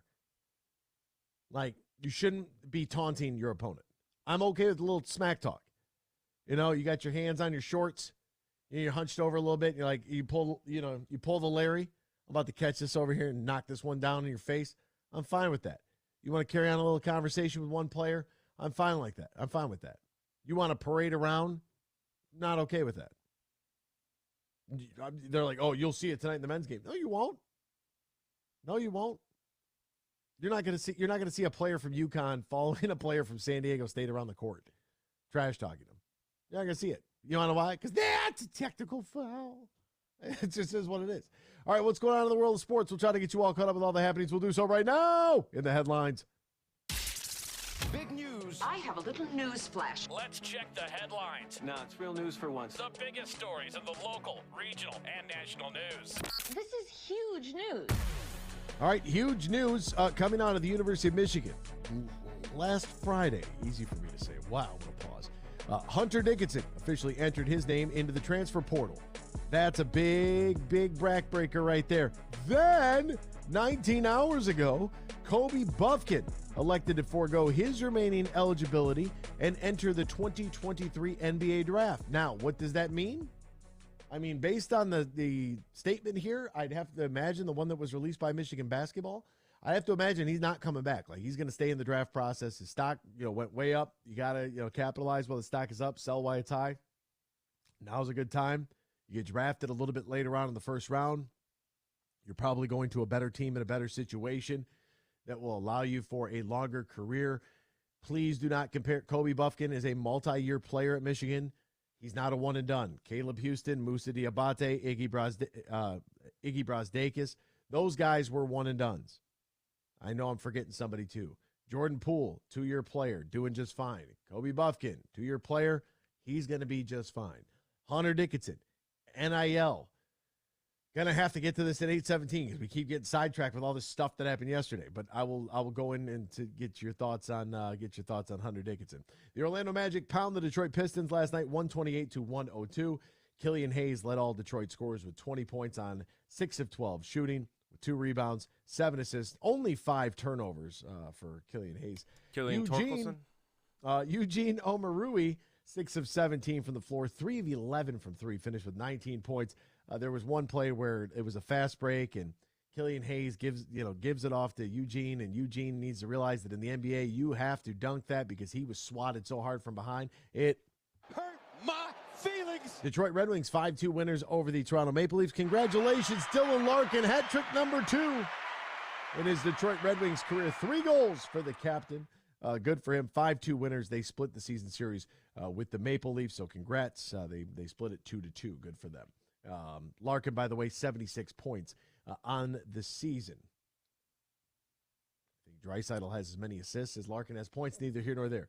Tigers go 0-3 over the weekend. Did not have a lead at any point in any game throughout the course of the weekend. They lose all 3 games to the Tampa Bay Rays. 5-1 losers yesterday. They lost 4-0 on opening day, 12-2.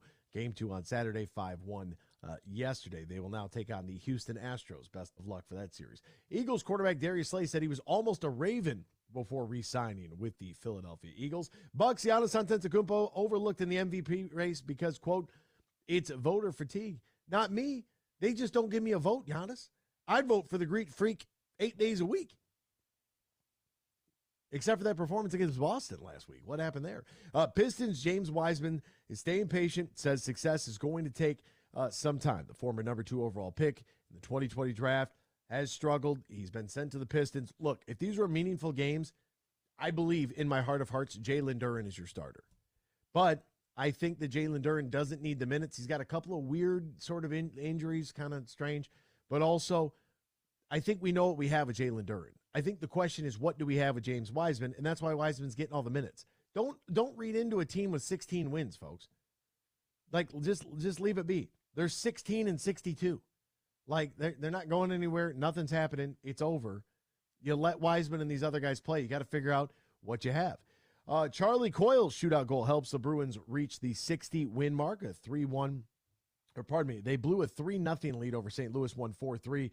60th victory of the season. The Bruins became just the fourth team in NHL history to win at least 60 games in a season, joining the 18-19 Lightning, the 95-96 Wings, and the 76-77 Montreal Canadiens. Speaking of the Wings, their top pick, Marco Kasper, made his NHL debut yesterday, playing 14 minutes and did register a shot on goal. We'll step aside, back with more X's and Bros, 84 assists for Connor McDavid. Next, here on the Michigan Sports Network. From the biggest of big games to the littlest of the little. There you go! Go! No, first base! Go, run! Whenever you shop Meijer, you help support hundreds of local sports teams across the Midwest. From some of the biggest stadiums in the state to the familiar fields down the street. You're helping make a difference to the people and places you call home. Learn more at Meijer.com/community. We might have just come out with our most refreshing Michelob Ultra Organic Seltzer yet. It's called the Essential Collection. It's made with coconut water and real fruit juice, so it's always going to have a real refreshing fruit taste. Can refreshing get any more refreshing?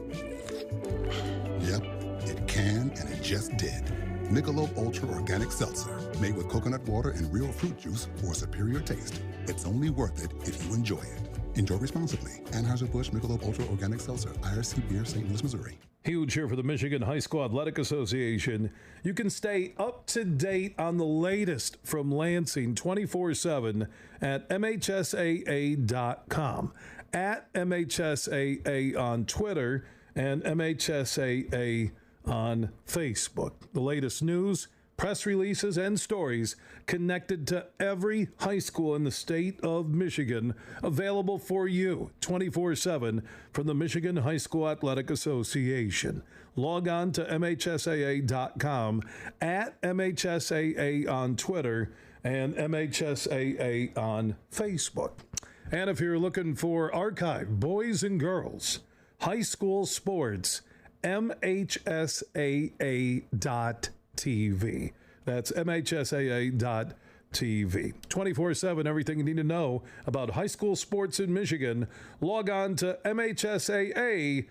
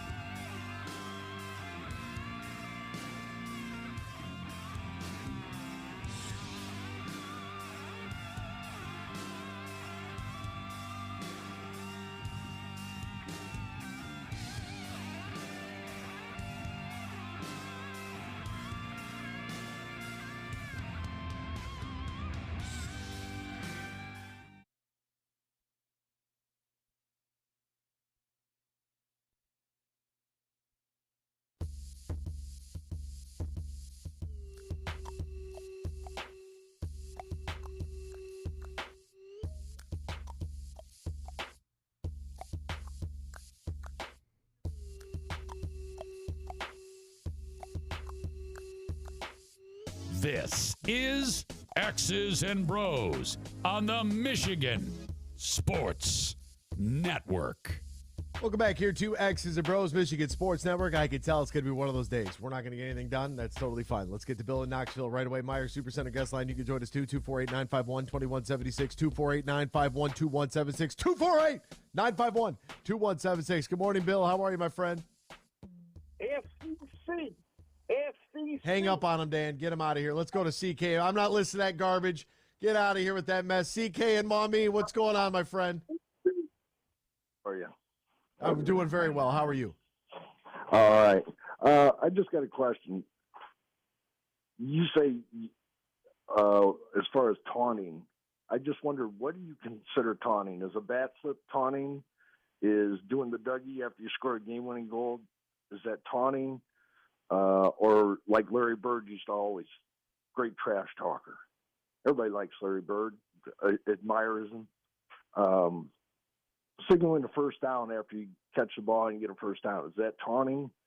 Or are you talking about coming right up to somebody and getting in their face? I'm talking about on a dead ball, when you locate somebody, follow them around the playing surface, then doing the gestures, then doing the talking, that's taunting. That would be flagged in the NFL 8 days a week. You can, I'm fine. If you get a stop, you get a bucket, you want to pound your chest, you want to point up to the stands, you want to hop on the scorer's table after the game is over and do the whole Kobe Bryant, I got heart deal. You want to do any of that? If you want to, if you're the ball's getting passed in and you got your hands on your knees and you're telling that person exactly what you're about to do, and then you give them the business and you run down the court and you're going backwards and you're running down the court and you're staring at him, you're jawing with him a little bit, that's fine. If there's a dead ball and you chase him 30 feet to do that, you're out of your mind. That's a taunt. They're getting a flag in the NFL all day. I'm 100% behind you then, because anybody that's played sports has run their mouth during the game or got excited. To me, a bat flip's not a big deal. To me, that's, hey, I did something good. The bat flip is no different than spiking the football after a score. But CK, here's the deal. Exactly. Hold on. CK, here's the deal. We gotta get to this guy named Randall, because he works in basketball, works in scouting, works in development. It sends players all to colleges all across the country, and we are going head to head on Twitter right now. And I told him to call in right this second so we could battle this out on the phone. So hang tight for me. Stay tuned, CK. You know I love you, but we got to jump to Randall, because here he is. This guy's trash talking me, following me 30 feet around on the Twitter court, trying to give me the business. But you know I'm not going to stand there and take it. Randall, good morning to you, my friend. What are you doing over there? What's up, buddy?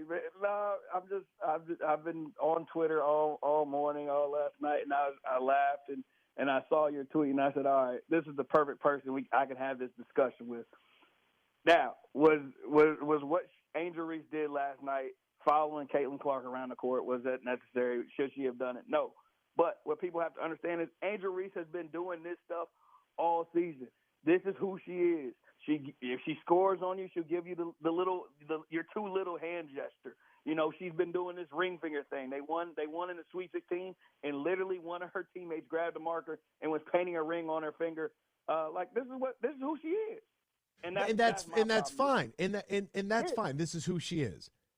But yeah, it is. But that doesn't excuse the behavior, though, Randall. Because if I have a child that's out of control, I'm not excusing it. I'm not saying, but like, if that's who she is, that's who she is. Like, I get it. This is why people don't like Draymond. I love Draymond. Draymond does what Draymond does. Oh God, that's who he is. So I'm never gonna be mad at a person for being who they are. But the same thing, when a coach calls a timeout and Caitlin Clark's walking off and Haley Van List walking off and you're up big already and you're saying you can't see me, like, no one said a peep when that happened. But now that it's happened to her, it's a big deal. Angel Reese been doing this all season. This is literally who she is. I don't like Caitlin Clark either. I've watched it firsthand. I can't stand her. Like, I don't have a problem with either of them, because this is who they are. And if you do what they do night in, night out, then you just got to deal with it. Well, yeah. I mean, if one person's setting the record for the most points in tournament history, the most assists in tournament history, the most 3-pointers made in tournament history, I don't know if I'm looking at her, if I'm taunting her, because she gave you 30. If I score 1,000 points in one season, hey, listen, whatever you want. But you can do that, and you could still, like, for Caitlin Clark, for example, you can score 1,000 points. You can have all of these great accolades, and you can do so with just a hint of class, which it doesn't exist for. But this is my thing. If this happens tonight, and it might not happen because the two teams we have in this, they're really not. That's a whole different discussion. But if it happens tonight, I guarantee you we're not having this conversation, and that's where the big issue is. It's because these are female athletes. That's why it's a problem. What Caitlin Clark's been doing, what Angel Reese has been doing, it's a problem because they're females. Because if that happens in the men's national championship tonight, no one's gonna say a word. Or everybody's gonna be like, "Oh, that's their competitive juices flowing. It's not a big deal." If there is a dead ball and Randall Clark from UConn is getting buckets and chases around Anthony Bellino from San Diego State 30 feet to talk smack and give me the "you can't see me" and point in my face a ring, you're gonna get a 5-fingered hello to your jawline. That's what's gonna happen. That's what's going to happen, Randall, because it's not going to happen in the men's game because they know better. That's a taunt. They better because those are grown men over there in San Diego State. Those are a bunch of grown men. They're all 40. Everybody's 40 right now. You got COVID years. You got super red shirt transfers. Like what? Somebody said that after they win this national championship tonight, they're all going next week to celebrate their 10-year high school reunion. I lost it. It's crazy. Randall, here's my thing. And you sent me the clip about, and somebody else sent me the clip about Caitlin Clark. She's 30 feet in the paint. She's in the restricted area, and the person she's guarding, that young lady, is out there in the front court. And they're passing, and her teammates like, "Hey, what about your girl?" And she says, "Nah," and waves her off. And they're like, "Oh my!" If you think that's the same in game as a dead ball taunt, that's not even close. All she do is reading the scouting reports. The same as the Draymond's out there. My point in sending that and sharing that with it shouldn't have been done. If you're going to sit there in the paint and not guard her, you can just tell your teammate, "I'm not guarding her." There was no need to wave her off like that. And that was my point. Like that was extra. That was extra. She doesn't need to do it but she doesn't play with a level of tact and class and sportsmanship. Angel didn't need to follow her around the court last night. That was extra as well. But Angel's been extra all season. If you go back and watch the highlights of the only game, I tell you this, the only game Angel Reese was not extra in, she was not extra Friday night. She played bully ball. She was fine. In versus USC when they played them in the regular season. She was locked in. She didn't none of her antics. But other than that, she's giving you a whole bunch of stuff. That's just who she is. Man, and so because that's just who she is, we just allow it. What I do like here, Randall, is that it seems like we've come to an agreement. That's what it sounds like. This is why I always tell people, you got to call into the show, baby. You got to call. I got to hear your voice. I got to hear your tone. I can't do all this stuff on Twitter. You got to call in the mornings and let's have a discussion. Look at what gets done here. There you go. The other thing that really bothered me?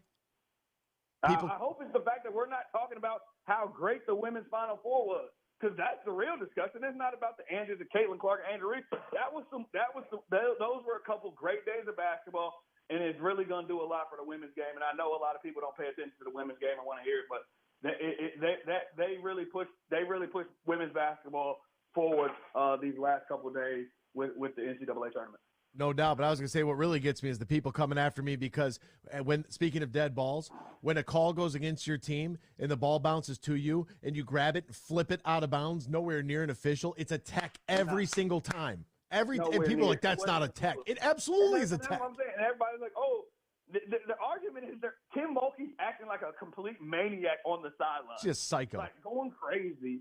And they're like, how is what CC did a tech and this not? And I'm like, what are y'all talking about? Like, Kim Mulkey has been on those sidelines way longer and has earned the right, if the call is bad, to act like that. She stayed in her restricted area, so to speak. Like, she didn't do anything too outlandish. Like, I coach basketball. I've done much worse things on the sideline at a bad call. You remember Kurt Miller? Oh, yeah. Yeah, you remember Kurt Miller. I watched him throw his suit jacket 15 rows into the stands. I learned most of my antics from him. So. Well, that's dangerous. That's dangerous, Randall. I might give you a tech right now. Hey, listen. I've been pretty good this season. I don't think I've got teed up yet. That's good, man. Hey, nothing but continued success to you and love to you, my friend. It was great to see you at Chrysler Center. And, And hopefully, I'm sure you'll have some take during the NBA playoffs that I have to call in about. But oh, can't wait. Draymond, the God, led his team to 15 wins one season. All right, we got to step aside. That was Randall Clark. We'll give him a little applause on the way out. Studio audience, they love that guy. Anthony Broome joins us next. What's going on? A mass exodus of the Wolverines on the basketball side of things, plus spring football. That's next here, Michigan Sports Network. Godsmack, live and in your face. Friday, May 26th at Soaring Eagle Casino, plus Bad Wolves. And same show, same night, Bullet for My Valentine. Tickets start at $28, on sale now at the Soaring Eagle box office or etix.com. Party hard, rock harder. Godsmack, May 26th, part of the Soaring Eagle Summer Outdoor Concert Series. From planting a simple seed to managing a global food supply, growing, processing, and distributing food is the backbone of America. You deal with food safety and labor issues, cost control, and not to mention Mother Nature. But do you have time to explore research development and biotechnical tax credits? Properly administer payroll for temporary employees. Ensure that you're operating at your most profitable? That's where we come in. We're Bean Garter. And while your business is America's food supply, our business is helping you run your business better. We'll assist with tax credits, assess your processes and controls, and so much more. And while we may not be able to help you plant your crops, we can help you realize a rich financial harvest. From the family farm to worldwide distribution of all the things you grow, grow your business better. Experience service, expertise, and simplicity at Bean Garter. Find us online, beangarter.com. Bean Garter. Huge here for all the Mr. Car Wash locations across Michigan. You're going to want to look into that unlimited monthly pass that I use. Superfly Hayes, my producer, uses it. I can get my SUV washed as often as I like for one low price. You can sign up today. Just go to MrCarWash.com or stop by your local Mr. Car Wash location here in Michigan for the one close to you. And to get that unlimited pass, go to MrCarWash.com.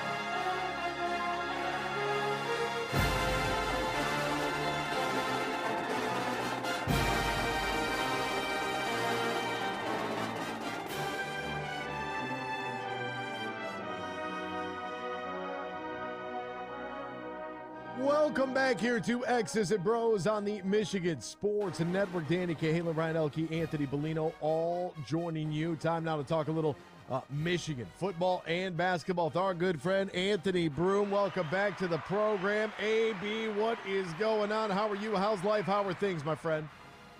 Not much. It's a March is in the rear here, although it's given way already to kind of a chaotic April. But that's how it goes in the Michigan sphere. You know how that goes, AB. Good to be back with you. Thank you for having me. And by the way, you can find Anthony on Twitter now at abroom on3. What happened to the Twitterverse, man? What's going on here? They locked you out? That's a question for Elon and the powers that be. I have no idea. Someone got in, account was compromised, started a new one, still working on getting the other one back. Not very optimistic about it, but maybe it's a sign from the internet gods that maybe it's time to pivot to TikTok or something. I don't know. Is that what people are using now? I'm still stuck in like this 2010s version of the internet. Yeah, I don't think TikTok's gonna be around here for much longer. So I don't know if I would pivot there. I don't really know what the answer is. But you could find his work at On3. You could definitely do that. So let's hop in first to the basketball news. 20 hours ago, Michigan men's basketball tweets out the graphic from Kobe Buffkin, has elected to forego his remaining eligibility and enter the 2023 NBA draft. Does this mean that he is like he is done playing any sort of college basketball? Because you can declare for the draft, but then you could still come back. Is there any coming back here? Yeah, the word of his Instagram post was interesting because he ends it with "buff out," which to me is a pretty emphatic. Hey, thanks for the memories. I'm ready to explore this. But by the letter of the law, he can technically.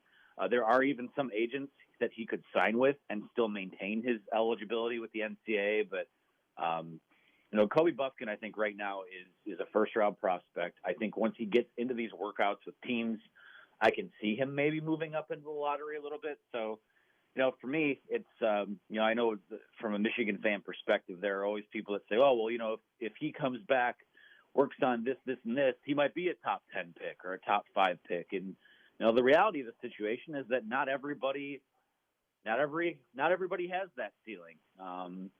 But I do think Kobe's is high. I do think if he did come back next year, he would have been, someone who could push for a top 10 pick. But you don't have to look too hard at what's going on with what he would be coming back to, and also what's ahead of him already in terms of, being a millionaire now instead of waiting a year. So I do think that. Putting everything into consideration, I think that the door is closed on the Kobe Buffkin era.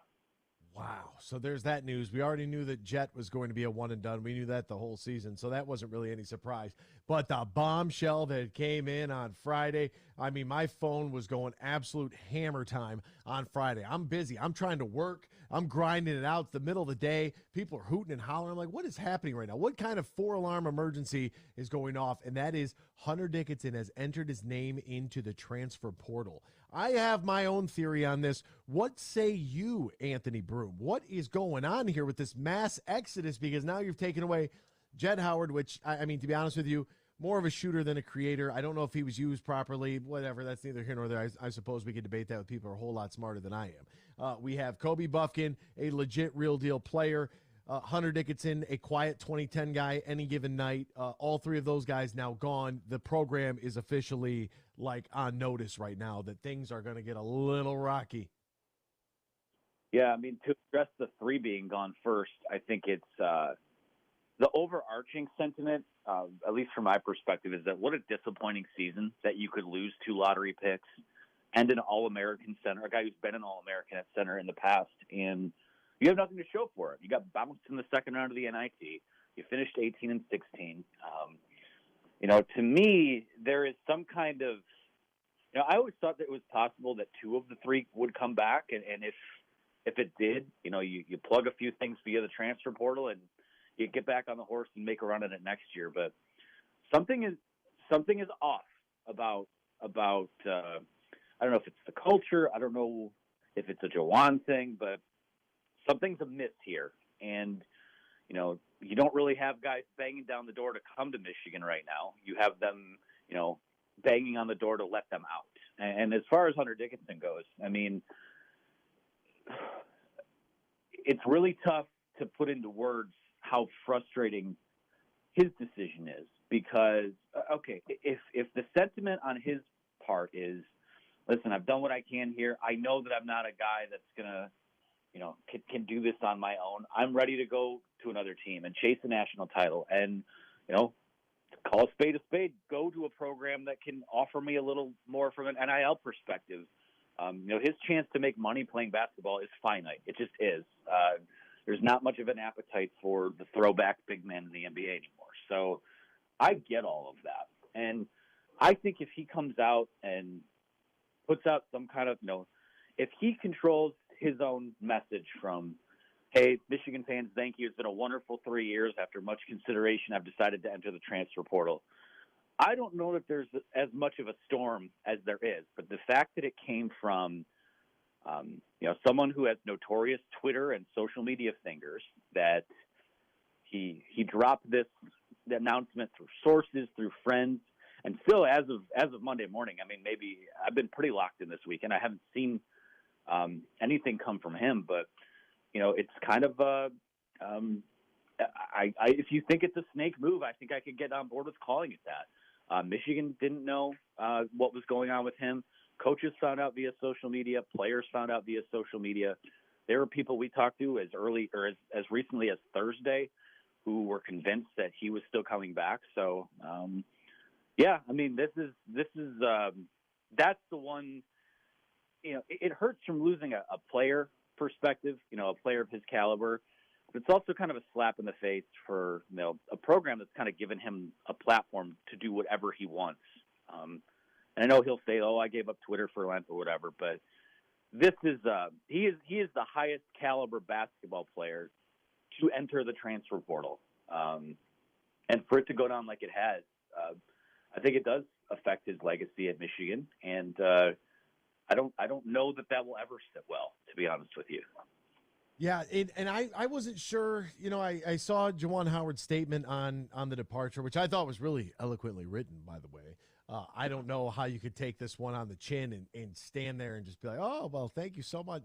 That's a good move on his part because I don't know. I don't know if it's someone who spends that much time investing in someone to have them leave when things are starting to get tough. That hurts a lot. But for me, I'm like, it sounds and kind of feels like a little bit of a, I know we say NIL, but a little pay for play sort of free agency. Like, all right, I'm going to go out there. How much money can I make? Where can I go where I know that people are going to pay me to be out here? Can I get more? And if I can't get more, maybe I can come back. And, there obviously the door would be wide open if he decides to come back. But it does, with Juwan Howard saying we wish Hunter and his family all the best in the future. Who knows what that really means? But it does kind of feel like a little bit of a, as you mentioned, there is a finite amount of time. You can make more money here than you can overseas, depending on, where you go. And I don't know that, he's not an NBA fit as of right now until his feet get a whole hell of a lot faster. So I don't know, man. It's very, very interesting time from a scale of like 1 to 10. 1 being absolutely no concern. You're going to be right up there with UConn next year fighting for national championships. 10 being, oh, my God, break the glass, hit the emergency button like Houston, we have a problem. What's your level of concern now moving forward for the 23-24 season for Michigan Hoops as it stands right now? Man, I mean, if you'd asked me 2 weeks ago, I would have maybe been at like a 5.5 or a 6. I think I'm at like an 8 right now. And honestly, I might be being kind to them when I say that. The transfer portal is still open. There are some guys, maybe you can piece something together here and surprise some people next season. But, as of right now, you go through the potential starting lineup. Doug McDaniel, I think, is good. I think he's a keeper. You go through Doug McDaniel. It would be Namari Burnett. I mean, maybe Yusef Kayat plays the 3. Terrence Williams at the 4. Terrace Reed at the 5. There's just not enough offense there. And I didn't see anything from him this year defensively to suggest that you can kind of hang your hat on that either and kind of be what a San Diego State is. When you look at these two teams, you look through the prism of these two teams that are playing tonight. So, yeah, I'm like at an 8, an 8.5. I mean, I think Juwan's a good X's and O's head coach. I think that roster construction has obviously been difficult the last couple of years. Well, now he has to do the best job of that he's ever done to even keep this thing afloat next year. So it's rough. It's really rough right now. There's no sugarcoating it at all. We'll see what they do in the portal. They are active. They are in on a lot of guys, but is it going to be enough? I mean, you probably need a Hunter Dickinson caliber transfer to come in to really raise that ceiling, and he's not. There's only a few of those type of guys, and they aren't coming to Michigan right now. They're leaving Michigan, so we'll see what happens. And if it doesn't get real scary for Michigan fans, when you take a look at what the kids in East Lansing, what the Izzone has going on, and the guys that they brought in, a number 3 overall class ranking in all of college basketball. Oh, my God. Oh, scary hours. Come on, the Izzo kids, they're rebounding, rallying, and I feel like that, boy, if you thought this year was disappointing, 18 and 16, you get this mass departure from 3 key players, 2 going to the league. Okay, that's one thing you kind of hang your hat on. But the other one, the biggest name entering the portal, you've got yourself some problems. And people are going to start looking over there and saying, okay, well, maybe we need to make some changes. I'm just saying, seed heater might get clicked on, and that's a real possibility. All right, you were in attendance for the spring game, were you not? I was, yes. Okay, let me just preface this by saying we were not planning on doing full PA. It was going to be a couple things on the field. They were going to do their game. That was going to be that. Inclement weather. We end up going upstairs. Of course, it doesn't rain, but thank God we were upstairs because it was windy as hell. Then they're like, yeah, let's just do full PA. Let's do it. I didn't even know Cole Cabana wasn't going to be playing. He was listed on the roster at 24. My apologies, Danny Hughes. That's the roster I was given. My bad, people. My bad. All right. There are a couple guys. First off, let's go wide receiver. O'Leary. Oh, my goodness. Does he have a chance? Like, that kid caught everything. I think that's a name people got to be really, really well aware of going into this season. I think so, too, only because going back to last offseason, we were hearing, they were calling him Cooper Cup Light, and he was catching everything in practice. And, you always take things like that with a grain of salt because Jim Harbaugh and his coaches tend to kind of mention everyone in press conferences so nobody gets left out. But this is really our first extended chance to see it. And, it comes with the caveat, most of his and this can be taken either way. Most of his production came against Demorian Walker, who, has only really been playing cornerback for the last 6 or 7 weeks. And, he has a lot of work to do. But, I mean, man, he caught everything. And he's 6'3". He's got that wide catch radius. And it makes you wonder, when you're looking at Michigan, what they can improve on offense from last year. Pushing the ball more towards the end zone, having these taller targets to kind of go up and catch the football. You wonder if there's a role for a guy like that. So, I mean, do I think he's going to press, Roman Wilson or Cornelius Johnson for, number 1 wide receiver? I don't think so. He's probably more of like a wide receiver 4, wide receiver 5 at best. They have a lot of guys that they're going to work in. But, yeah, that was eye-opening. And it's not, it didn't come out of nowhere. They've been seeing him make plays like that in practice for the last 2 years. So I'm excited to see where it goes for him. He's a good story, walk-on that earned a scholarship. Yeah, you want to see, everyone fixates on, this guy was a former 4-star recruit, former 5-star recruit, whatever. Right now, I mean, he was easily, to me, the most impressive wide receiver on the field Saturday. A lot of caveats to that, but even without the production that he had, I liked what I saw out of him. Benjamin Hall is another name that I think people really need to be aware of. He's a guy that, I mean, he ran with some purpose, and he was a 3-star, coming out of the 24/7, composite, a 3-star athlete. So what was he, 55, the 55th best running back, the 79th best prospect out of Georgia. Like this kid can play. Yeah, for him too. It's one of our recruiting guys went and saw him, I think last fall, and he had like 3 carries for -2 yards, and he hardly played. And we're sitting there going, all right, what does Michigan see in this guy? What does Mike Hart see in this guy? And that's the other thing, the takeaway majorly from the last couple of weeks. Look at the recruiting trail. You look at just how deep Michigan's backfield is when you go in that spring game on Saturdays. I think Mike Hart knows what he's doing. I trust the Mike Hart evaluation. When you have a guy, I think he's like 5'11", 230. He's got tree trunks for legs. I mean, he he looks the part. And I think for them, the project is getting him to run what he looks like. And, what we saw Saturday, I mean, I thought he was fairly decisive as a runner. I thought that he had a little more juice to him than I thought based on some of his recruiting tapes. So, yeah, it's a name to watch. I mean, you've got Edwards, you've got Corum.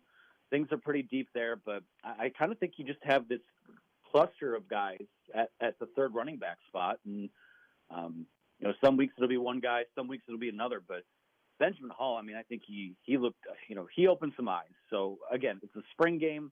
There's often guys that kind of come out of nowhere and become these spring game folk heroes that we never hear from again. But he looks the part, and I'm really excited for them to see what he can do. How much more can you put on his plate?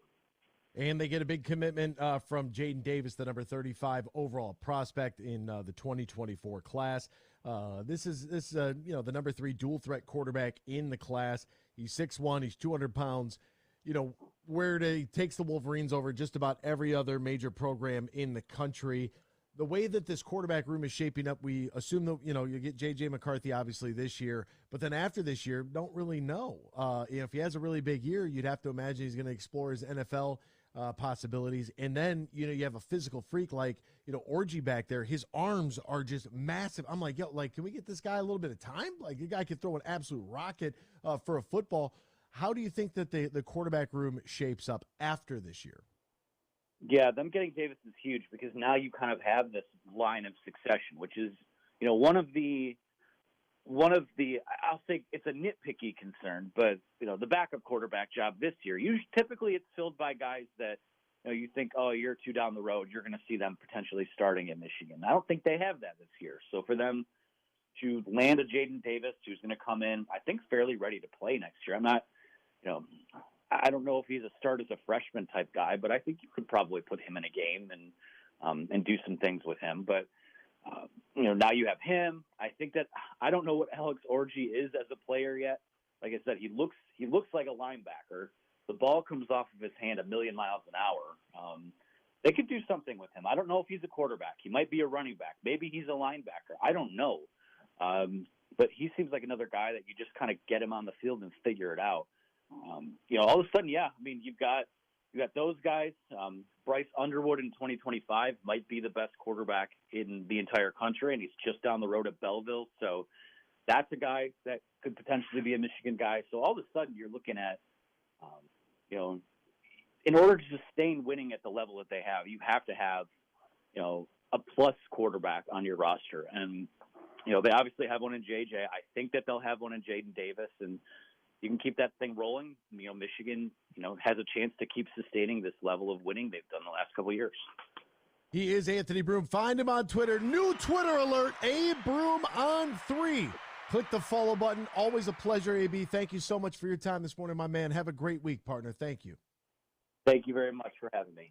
There he goes. For Danny Cahalan and Ryan Elke, I'm Anthony Bellino saying so long. We'll touch base tomorrow, same time, same place here on X's and Bros on the Michigan Sports Network. When you're in construction, you know that every minute matters and every dollar counts.